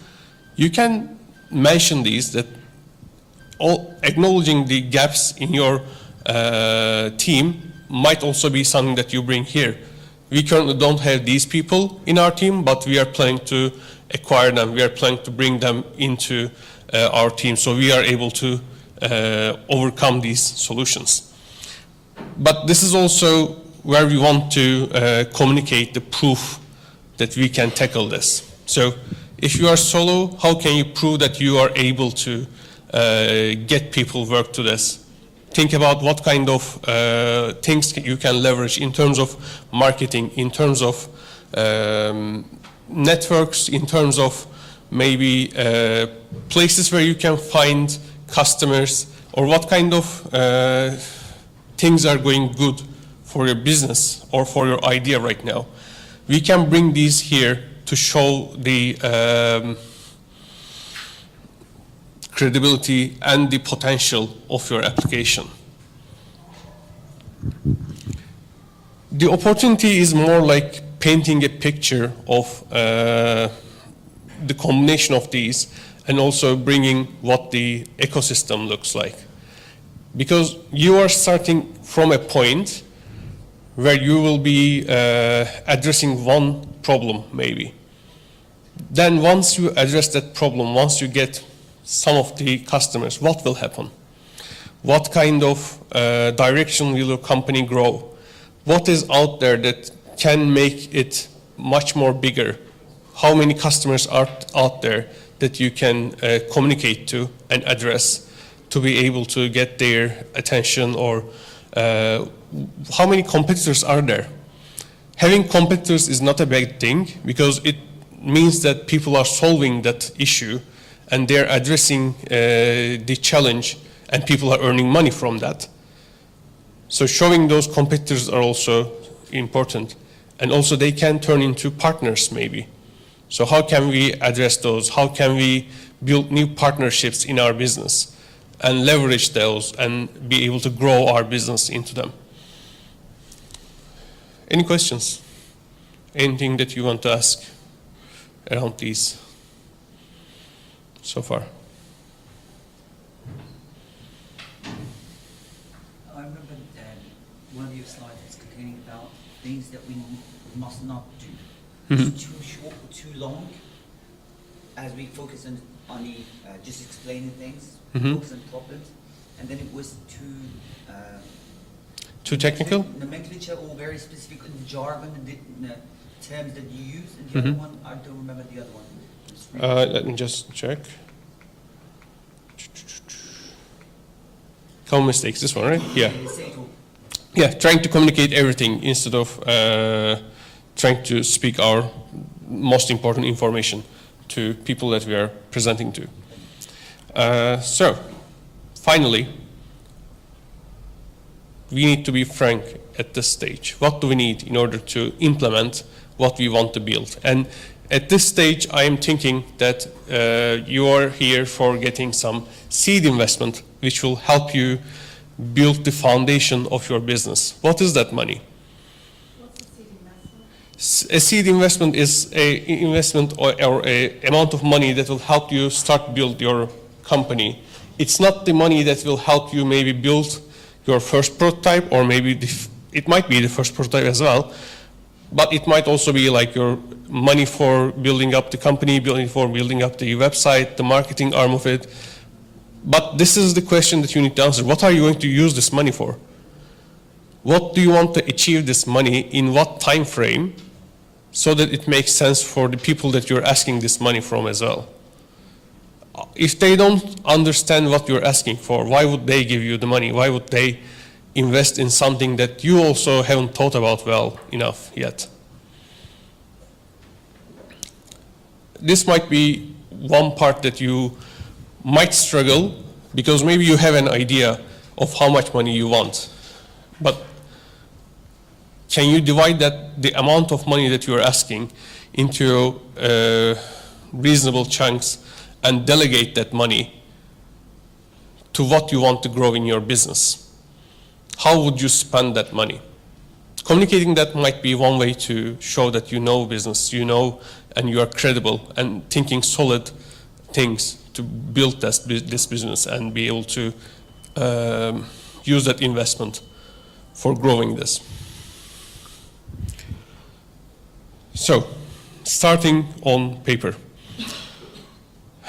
There is one more version of this, a bit more extended version of it, similar to what I walked you through right now, and that's going through the 10 slides that Guy Kawasaki laid out. The problem, solution, the business model, underlying magic, the tech, the marketing and sales, competition, team, projections and milestones, and the timelines, and your call to action. Now, the topics that I walked you through, if you look at them, this is just the extended version of it. I'm just combining them in a more shorter taxonomy to make it simpler. So let's examine one pitch here and walk through this together to see that framework in play. How does it work? How does it convey on a pitch example?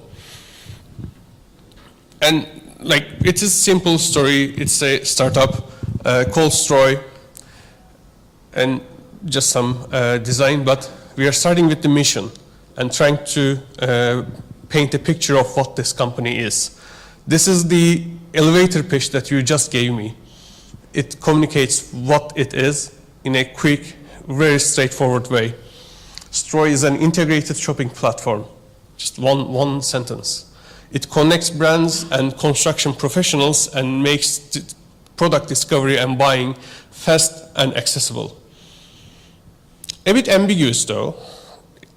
I might not understand what it is directly if I don't know maybe the industry itself. So the problem is the construction process is increasingly product-based and blah, blah. And construction product buyers discover new products online, 67% of them. And the industry is least digitized industries, one of the least digital industries out there. It's a construction industry. What do you expect? So this is a representation of what this product might be. And I think when I look at this, before I even read through this, what I'm not focusing on is maybe it's because I'm a product design focused person, but it's the mock-up, because that gives me an understanding of what the idea behind here is visually. Then how can we represent that? There are many ways to represent the service as well digitally. Digital services are available. And we have a version of this in mobile format as well. There is no exact definition of the product here, I would say. It's not really clear in terms of what the product is like, but this is normal because this is a product in a prototyping stage. It's not really out there yet.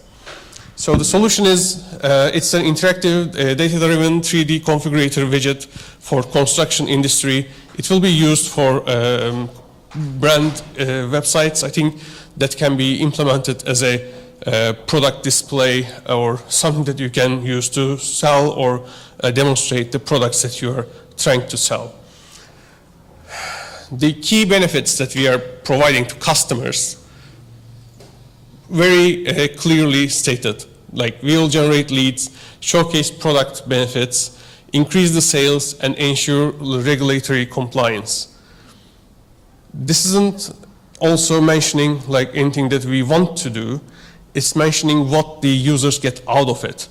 So I think that user-focused approach when we are talking about our businesses is quite important.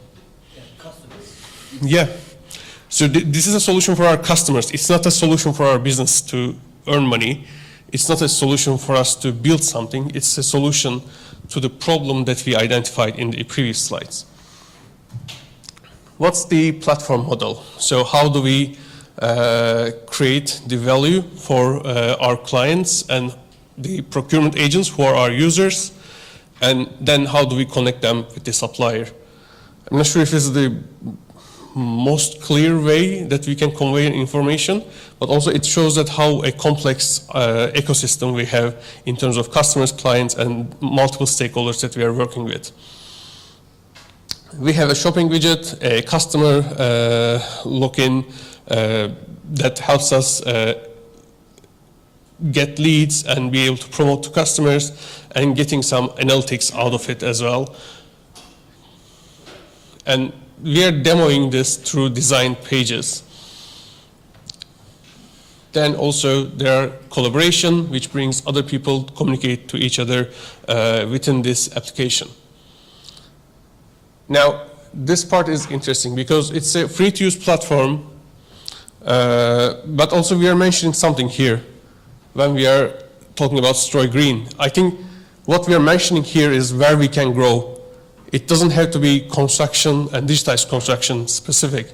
It can go into green industries. It can go into clean tech. Clean tech is something investors are attracted to.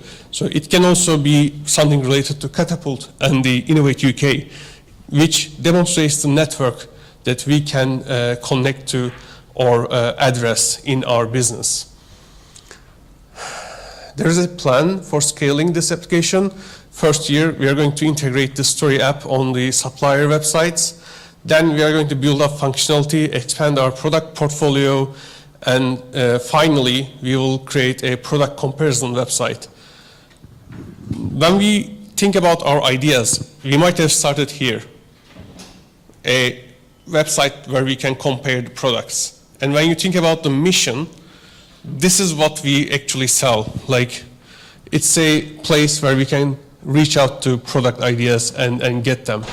But realistically, we are starting small from the minimum viable product then building iteratively on top of that and reaching our purpose. There's a roadmap here that takes us from the bootcamp stage to this pitch idea, and through that, once we secure the funding, we will grow our ideas. The credibility part, if you recognize. We already have 100+ unique website page visits, and the target customer defined as SME, construction industry, supplier, manufacturer. We have those people visiting our website. 14 emailing lists with sign-ups. So we are building a marketing machine, and that shows the people that are listening to this pitch that we already have potential customers that we can go to. We just need to build the product or the prototype so we can address their needs, start getting more feedback from them, and start building this machine. Yeah, of course. Yeah.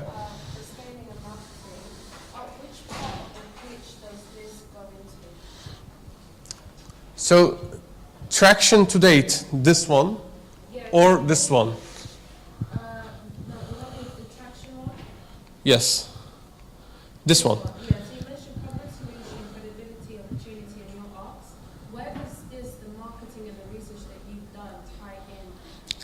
This ties in with the credibility because it shows that I am already able to communicate to customers and I'm not shying away even though I don't have a completed build-up product in my hand. I am able to go to them, which is I am able to go to market. I am able to get customers right away. All I need is money that I can start the operationalizing of this. Similar to this, this is also credibility. I have a team, and the team exists only by me, apparently. So I will need a CTO and CMO, but I do know the gaps in here. They are not defined yet, but I know that I need to acquire them. I need to go to them and find them. And also I know like what kind of networks I might find them. I have a plan to recruit these people to my company. So it just shows that I know what I am doing as a credible entrepreneur to someone who is listening to you. Back there, I have a question, I think. Just a second. Yes. Yeah, like to find your team, do you actually need to get the money to get your team? Or you can actually do the tax yourself since you started this stuff? Well, that depends on how you want to position yourself and your company and you as a founder. Do you want a partner that you want to tackle this? Are you okay with working with partners, or are you okay with sharing a company and equity? Or do you want someone that you can hire and someone that you want to pay? And is this a person that you may want as a senior or executive lead in your company, but you don't want them to have a at least percentage of your company? Realistically, when you are starting out, you don't have money. So it might be more reasonable to have some form of agreement in place in terms of partnership, maybe, depending on your business structure. Any other questions? So domain experience, still we are talking about credibility, where we are coming from, how do we know the things that we know about, and then we start about talking about the ecosystem. What's the market size? What's the total addressable market that we can go to who might buy our product? Compared to market size, how do we see them? What can we tell analytically, what can we tell statistically about the market that we want to address? And I do have some suggestions to bring data to here, because I know that most of you are not maybe business students. You don't need to be business students to bring data to your presentation or any analytic understanding to this. You just need to do some research. You just need to do some quick desk research that you can feed into your decks, so you can communicate your knowledge of the market. What about your competitors? Where do they position themselves? Where do you position yourself based on your understanding of the market?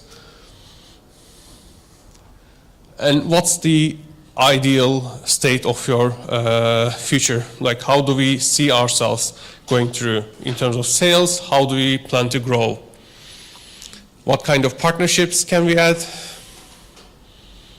And what do you want to achieve out of this? Now, that's why I said, like, I'm just trying to paint a picture of the idea that I have. It doesn't have to be finished to get to the pitching stage. I don't need to build an entire company to build a pitch deck. It might even be an exercise for me to think the viability of the business at a really early stage, just for myself maybe. Or it might be something to get some investments. It's up to you how you use this. But in here, we want to spend this much money for app prototyping. It's not even the final version of the application, it's just a prototype. Then we are going to use this for research and getting some incentives and building the team that will build this application. So that's my really quick intro. I think after this, I'm just going to start the workshop part of this session. I have one more new addition to these slides, which I hope that it will be helpful for you. Are you comfortable with AI tools? Are you using them in what you're building? Good. How can you use them right now when we are thinking about the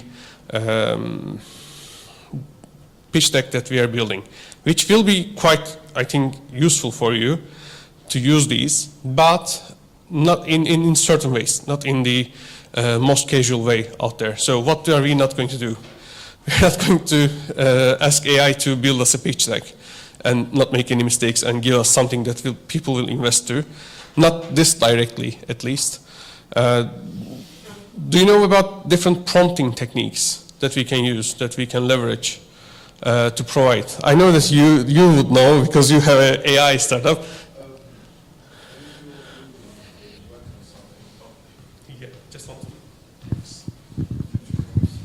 When you're building or working on something, you don't want to go straight to AI. You want to kind of plan it out very, very vigorously and like break it down into modular parts. So, for example, if you want to build like a, I don't know, big project, you'd break it down first so it's easier for whatever AI tool you're using to understand. If you give AI too much context or too much stuff, it's going to hallucinate or not really do what you want it. So you want to break it down and try and build step by step and just iterate. Beautifully said. AI is much like how we are actually looking at certain things. It does provide us inaccurate and maybe too mediocre output if we don't give enough context, but also if we give too much context as well. So we want to be able to control what we are feeding it. There is a simple prompting technique called training wheels prompts, which actually decides on the data and like provides categories for data that you feed it, starting with context, task, guidelines, and constraints. It can be really simple. I have an example of it in here. So for a pitching deck or pitch deck advisor that will help me, I would say you're an angel investor and seasoned business advisor. Your task is to assist me, not write for me, assist me as I put together a pitch deck to present the potential seed investors on my university accelerator program. My guideline for you is when you give me feedback, be concise and sacrifice grammar for the sake of concision, which will come in handy because AI loves to yap and I don't want it to give me prose. I want it to be giving me something actionable, something useful. The constraint here is don't fabricate information or data about the problem. Search the web and find relevant, verifiable information to add as data points. Now, The reason that I'm saying this is most AI tools out there currently do have some form of deep research functionality. I want to leverage that as much as possible if I'm using a LLM tool. Now, there are really good tools. You probably know and use them. I personally love cloud. Not like enjoy working with cloud. ChatGPT is also, of course, out there. Great for general conversation.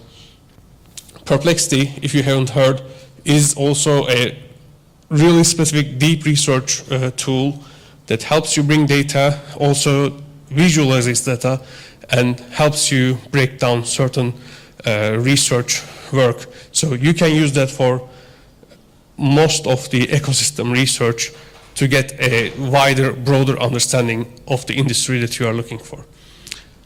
But I don't want you to start from AI. I want you to start from pen and paper. And I want you to start the process of generating the context that you need in order to feed this machine. Because I know that in this day and age, you will probably use the machine, but you need the correct context that defines your idea, that brings your idea together. So it generates or it provides you the output that you need. Okay. So I have a template. I will give you 5 minutes for each of these. I want you to use pen and paper, write down things now, and let's go together through this. Throughout this, I want you to come to me if you have any questions, any problems that you feel stuck to. By come to me, I mean raise your hand. I will come to you and I can answer your questions, or we can talk about wherever you feel stuck. Let's start building our deck together, okay? Are you ready for this? Okay, so that's enough excitement that I would get in a class like this. So let's start with our name, our mission, our idea. Write down, you don't need 5 minutes for this. I just assume that you will write this down fairly quickly. But start building this. I do hope that you have pen, paper present, or at least something that you can write to. So if you don't, I have pens, a box of pens here. I can send this here. Do you want?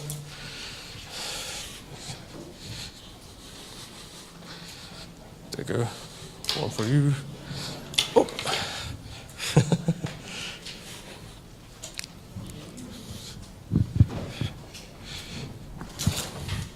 Take a.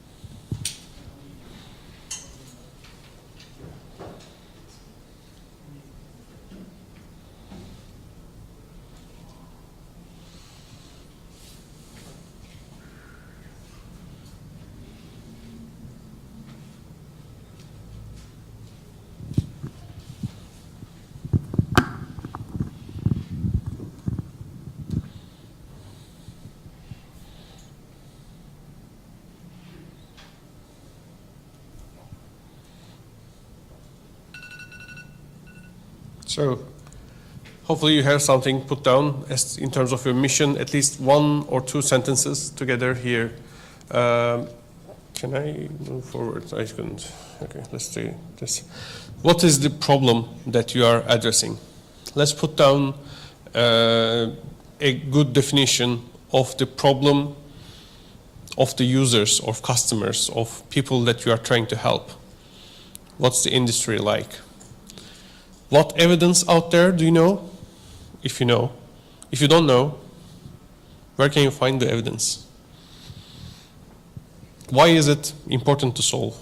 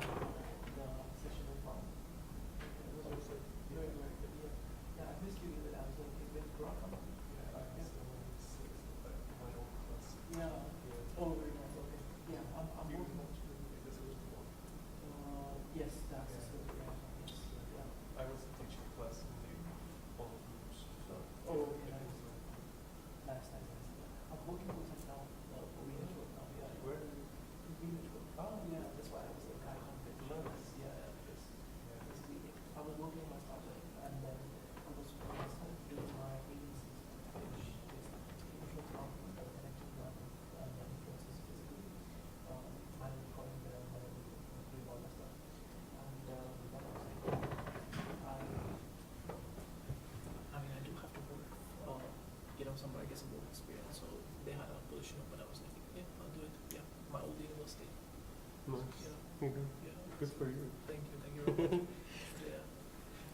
The entire team, you know, they do know, like, that we ended up not doing the final project. Yeah, it was crazy. Who was that?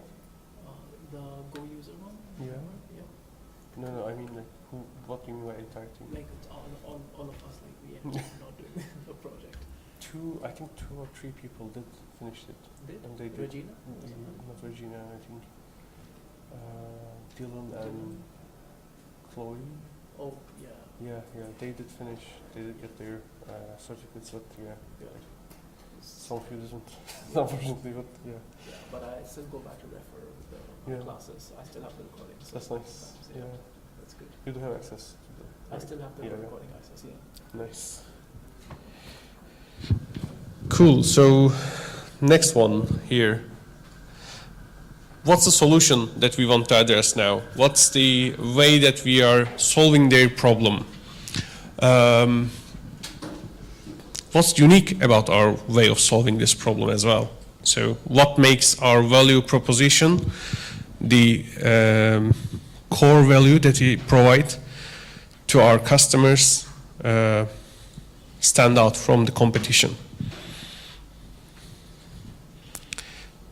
This doesn't have to be one slide. This might be divided into a couple. This might be fleshing out that idea, maybe first as an introduction, then as a visual way, and then just technically explaining what we are going through.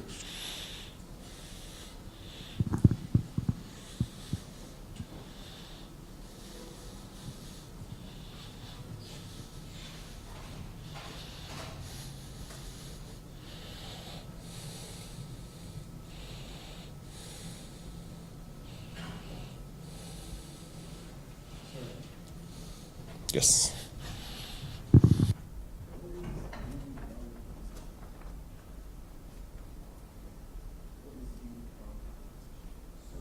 The unique value proposition is what we are addressing in the pain points of our customers and what we are providing them in a unique way, separated from our competitors. What are we providing them that make them relieve their pain or make them maybe ease their mind or help them in what they are trying to achieve and trying to overcome the problem that we identified. So think of it as an example. What was your idea on? Let's go from yours. It's an online sport. Online sports. So let's say, okay, I'm going to actually go through some of you just so you can maybe walk me through your ideas as well. But to give an illustrative example of this, let's say it's a platform for helping people find teammates for sports activities.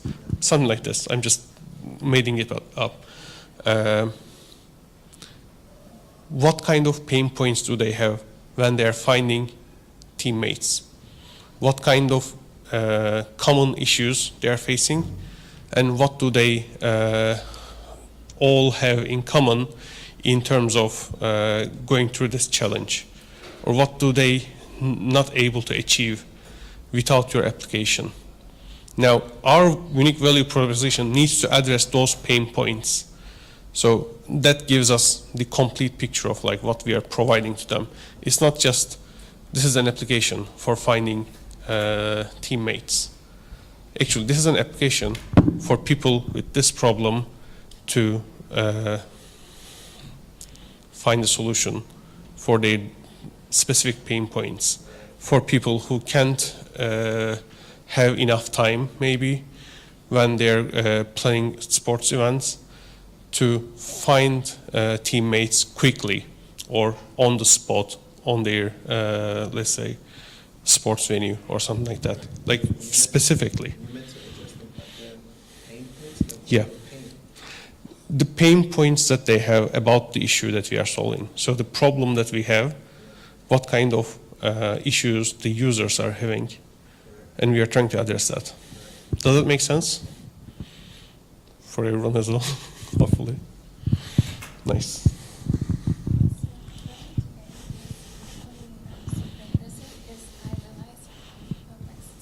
Mm-hmm. And I just didn't really use it that much. It's very factual. Mm-hmm. And I kind of was using ChatGPT. Mm-hmm. So I'm just adding that as a point about my business, and it's like gathering all of the from my website, LinkedIn, YouTube, everything together. Mm-hmm. And then so like how the solution works. So it sounds like that it combines. Also basically it's very like specific. So Exotic Skin, which is my company, addresses the beauty industry gaps with luxury technology-driven self-care solutions rooted in credible rituals, sustainability and potential, and personal empowerment. So that's basically what we do. Okay. So this is such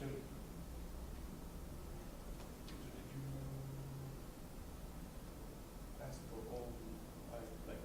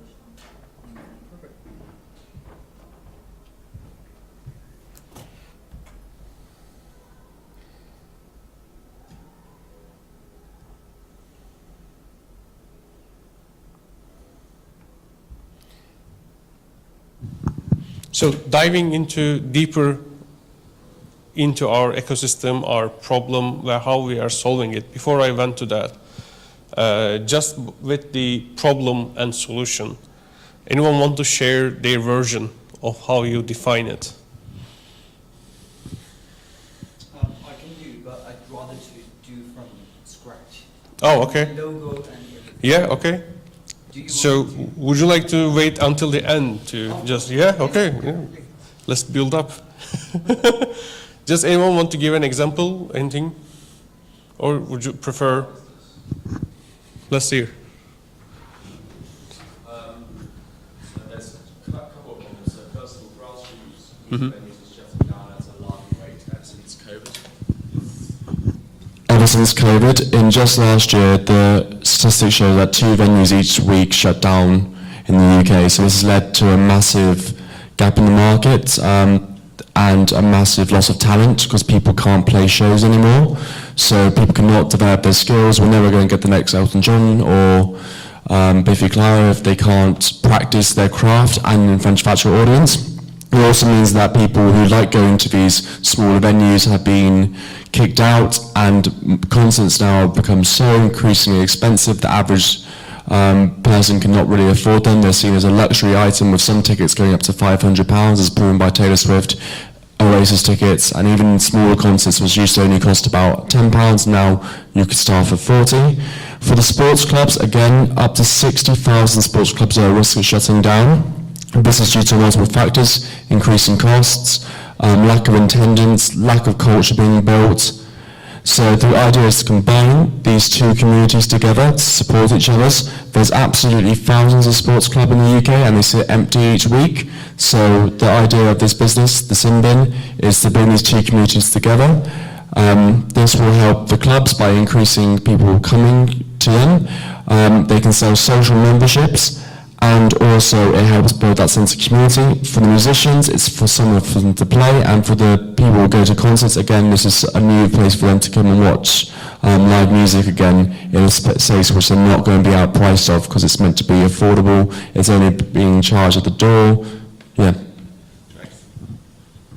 Thank you for that. Yay. So, next one then, the opportunity. What can you give me on your market that you are addressing? What's the market size? And what's the significant area of growth for you? Where can we expand our operation? How can we scale our business? How can we address more customers? How can we grow our customer base? Think about these. What if you don't know the size of the market? Well, you can maybe give an estimation, or you can think about where you can get that information. And perplexity might be one way to get that in this stage, because it will give you a really quick analysis of an ecosystem if you can define the ecosystem. So can you define the maybe segment of the customers? Then let's start from there. Think about the segment, think about what defines them, what patterns are there in your customer base. And that's maybe the way that we define it.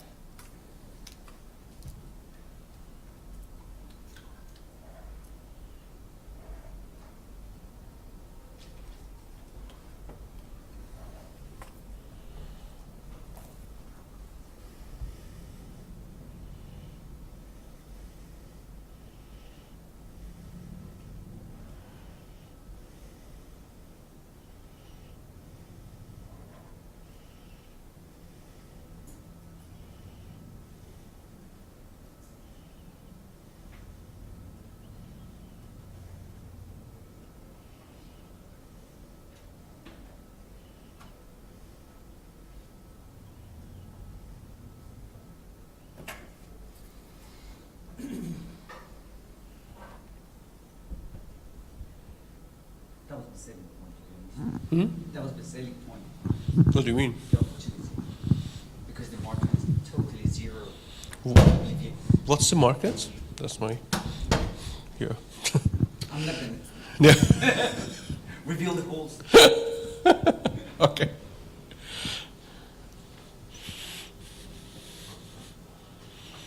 You know, according to Winston Churchill, a good speech, I do apologize if it makes you look something, but Yeah. I don't intend to.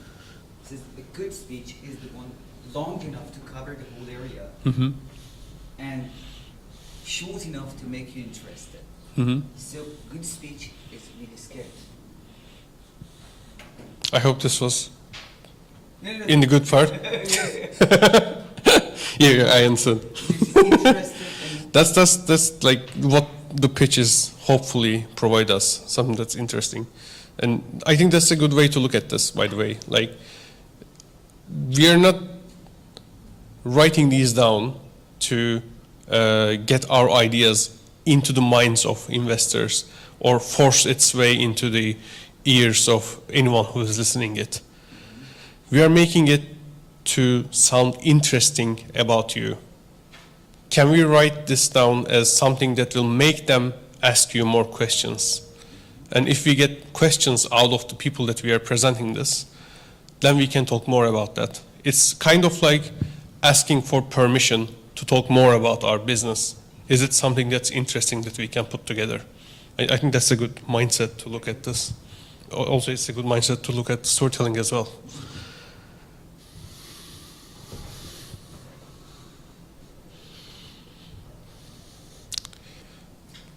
So let's look at the business model now. The way that we are going to make money. How do we earn our buck from our ideas? How do we feed this machine? Who are we charging? Who is the real customers? And this is a good question because sometimes our users are not the customers. Sometimes we solve problems, but someone else pays the price or someone else pays the bill. What kind of revenue streams do we have? Yeah. It doesn't have to be charging users to get something. There are different revenue models that we can think about, like advertising is one of them, partnerships, billing businesses, B2B, B2B to B2C. There are many ways to position or maybe package this as a value. How do you want to get paid?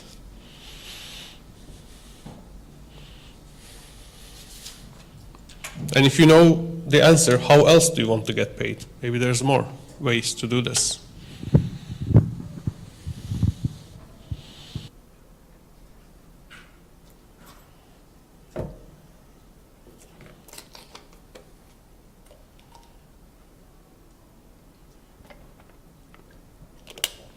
Coming up.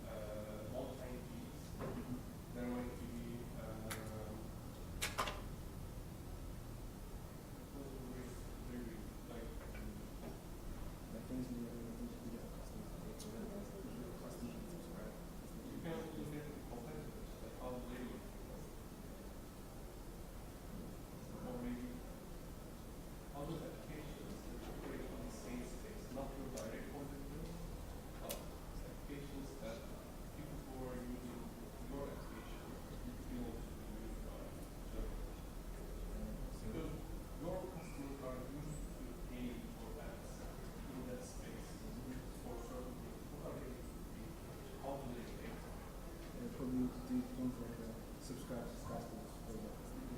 But you know, I wouldn't even really be at that stage if you actually asked me to subscribe. It would Why? just be just come. But why wouldn't you? Why wouldn't you ask for money? I wouldn't ask for money. I wouldn't ask for money now. Just not yet until it becomes like if it actually becomes like worth paying money for this. At the start, I feel like it's happened to be free. So what makes it worth paying for? When it becomes like really, How do you find that? maybe when a lot of people start using it, if it's just a small amount. Is it visual content or something like that? What's the user doing? Like millions of users coming in your platform, they're generating their own content. Because why would they otherwise be like millions using it? Well, Or I paying? think I can generate the content. I can generate content for the system as well. And then maybe at a point they can also generate content. But it might also be like But even that, if they're launching something there, it might be them promoting their content. promoting their own content. And then they have to charge. I have to target charge. You can charge for many things. It depends on how you structure the application and the stages of it. But I think this is related to how the application is structured. Like what kind of interactions do you have in your application that can be APIs or can be turned into something that requires paying. Right. Things that are already going on. Yeah, like what do they might want to pay for that will provide them value if they pay for it. Right. Yeah, that makes sense. You have to think about what the customer wants and then charge that. Otherwise, like there won't be a reason for them to pay for that. But you need to justify that they're paying for it and they're getting something out of it. But how you do that then is a question of conformity. Are they comfortable paying it monthly, yearly, one time, multiple times, whenever they need? Depends on what they're used to or what they want.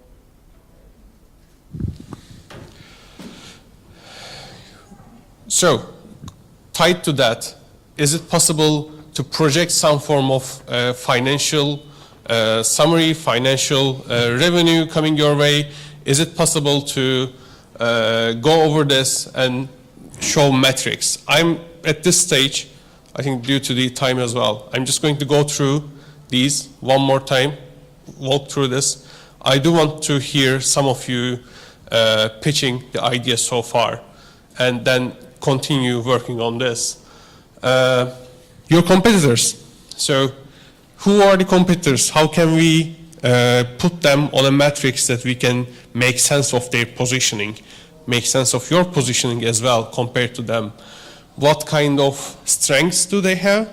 What kind of things differentiate you from them?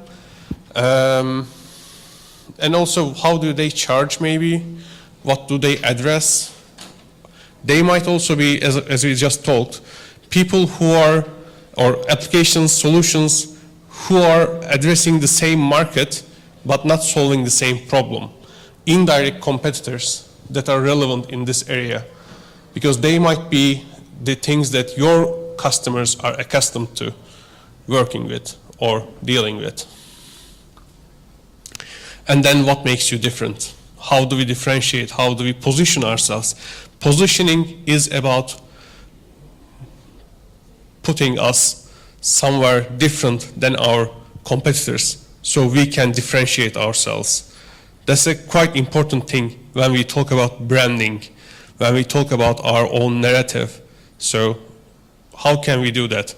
How can we place ourselves in somewhere that will be advantageous for us? Now we are walking into credibility part. Yes.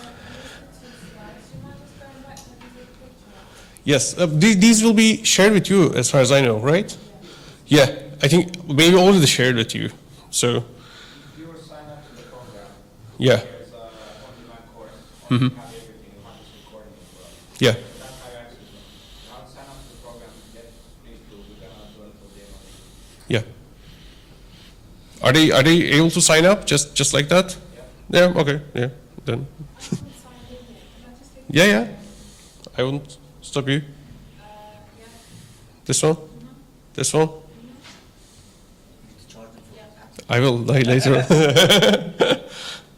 So, what makes you different? What's your marketing? What's your sales strategy? If you already have a marketing channel that you are using, this is the time to talk about that. This is the time to bring your numbers, bring your audience to this. Can we show evidence that we are picking up? Is there traction in our idea that we can demonstrate? The team, we did talk about the team. I'm not going to go over this, but what can you bring about yourself that makes sense that you address this problem and that makes it unique that you can solve it? How can we show that? How can we show your achievements, your relevant achievements? Don't put your music skills, if it's not a music application probably, in here, so we can just demonstrate that your credibility and capability is here. What have we done so far? What kind of proofs do we have? Do we have any user research? Do we have any user feedback? Customer feedback? Customer feedback is quite important because it gives us what next to do. What can we do to improve the experience that we already have? And then the milestones and roadmap. What's your outlook looking like? How can we go and spend the next 12 months? What are you going to do? What are you going to grow this company to? This part was the slide that I spend most time when I'm reviewing the previous cohorts decks.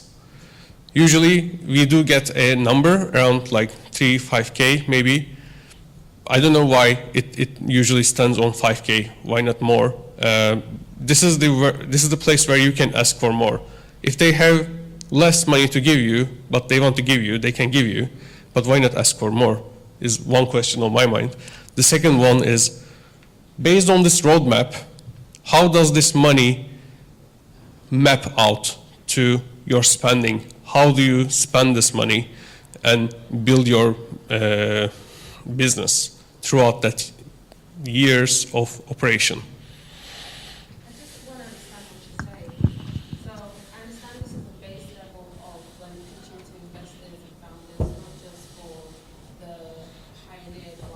Mm-hmm.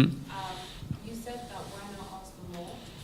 Are you referring to the case of the pioneer grant as well? Because we know it's about £500, but are we able to ask for more when we're pitching? I'm not promising you that you can ask for like 50K and they will give you 50K. If you want to ask for 50K and you have a reasonable and credible argument behind it, I wouldn't stop asking for it. But also, you can, if they say you can only ask for 500 pounds and that's all, what else can you ask for from an investor? Mentoring. Access to network, yes. Access to people they know in this industry, because maybe they know other investors who might be interesting. So who can you get me to talk to within your network investors that we can talk and be able to maybe discuss business with? Or who else can I pitch this that you know? Who else should I talk to? Who can give me credible feedback on this pitch deck based on your experience? That's also an ask. Valid ask, I would say. Yeah. You can also ask for leads by users. Yeah, definitely. You can ask also for references, maybe. If it's not someone who is working on the financial sector, you can tell them to, like, if you send me these customers, or if you give me access to these people, I would give you back this, or provide this to you. Yeah. just be careful when you're pitching that to someone from financial sector, because then it turns into bribing, which might be a problem in certain areas, might not in certain areas as well. Yeah. Mm-hmm. Who? Well, the investors that you are pitching to or talking to or presenting to, they are probably part of some networks that of entrepreneurs. They probably know people who failed, people who succeeded as well, and they would be able to mentor you in your area maybe. So usually, like if they are going to invest or if they are going to be able to support you, they might also bring a part of education and mentoring as part of this deal so that you can succeed. Because they don't want you to fail, that's for sure. If they are giving you the money, why would they give you the money if they don't care about you succeeding or failing? They are on the same team with you. They want you to succeed. So they're not there to criticize you. They're just trying to find an opportunity that will be lucrative for them as well. They are people. They're not, like, we call them angel investors or something, but they're not angels or anything. They're just people who are looking for opportunities. Just don't separate them from yourself or your mental models of humans. What can we provide to them? What's in it for them? It's a quite simple ask for ourselves to think about. I'm starting to wonder what your... I believe time's up. Yeah? I don't want to disturb. I would say, like, go for it. Just tell us your idea. I would start with a logo that is lion eyes. And lion eyes is, you have a lion with two eyes wide open, and you write it down as lion eyes. Lion eyes means get strength, get empowered. Okay. And then you can ask your audience, what do you think you want to be? Either a lion or a rabbit? Because my plan is just for educational and inspirational platform. Yeah. Nowadays, when you see every people around you, if we can make some agreements that people are either shallow, hollow, follow other people. Shallow mentally, intellectually, hollow emotionally. And that's why they follow whatever other people say. Demagogues appeal to our basic instinct. Conspiracy theories, once confined to the fringe, are going mainstream. It's as if the age of reason, the era of evidential argument is ending. Knowledge is increasingly delegitimized and scientific consensus is dismissed. That causes several problems, which may cause catastrophes that happen already. The problem is everywhere around you, but you need to take responsibility. You need to take yourself back and you need to show to the world that you are someone who can make good and gigantic changes. Okay, I'm just going to cut this, but because of time, just ground yourself. I'm not flying, when you're pitching also, and be able to stay away from epic tales, but also like grounded and business related things as well, because it's about the audience that we are pitching to. They want to hear the value that you provide to the customers. To be honest with you, I offered the whole plan to a university, UCL, School of Psychology. Let's get it with, is it correct that you see people are either down or timid or depressed? Why we have everything around us, we bathe in wealth every day, but the number of psychological disorders and diseases are increasingly high. Why is that? Is that correct? Yes. As a matter of fact. I mean, your goal is to convince, and I think you're definitely convincing. Yeah, but this will take me to the very first slide of this. I'm just trying to jump there.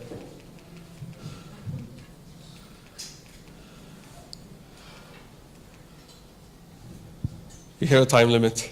Of course, yeah. and metaphors and storytelling will bring us so quickly to the end of that time. We do need to keep our mind in the story, but also the message that we are trying to convey.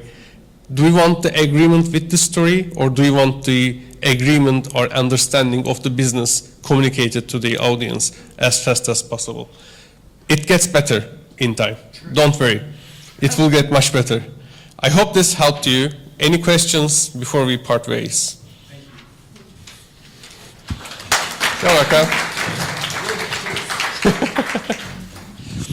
Oops. There you go.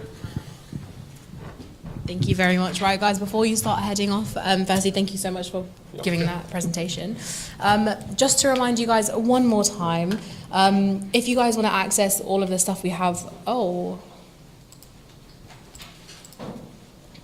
give me 1 second. Everyone knows the password. I don't know the password. Sorry, guys. Okay, as you guys already know, you know how to use Accelerator app. You know there's a tab for courses, so all of the slides and recording will be uploaded on there. We also have the resources tab, the events tab. You'll have your Meet the Expert appointments on there, and our community mixer, which is happening at the end of the month. So you'll have to sign up via Accelerator app. Also, like I mentioned, Pioneer Bursary.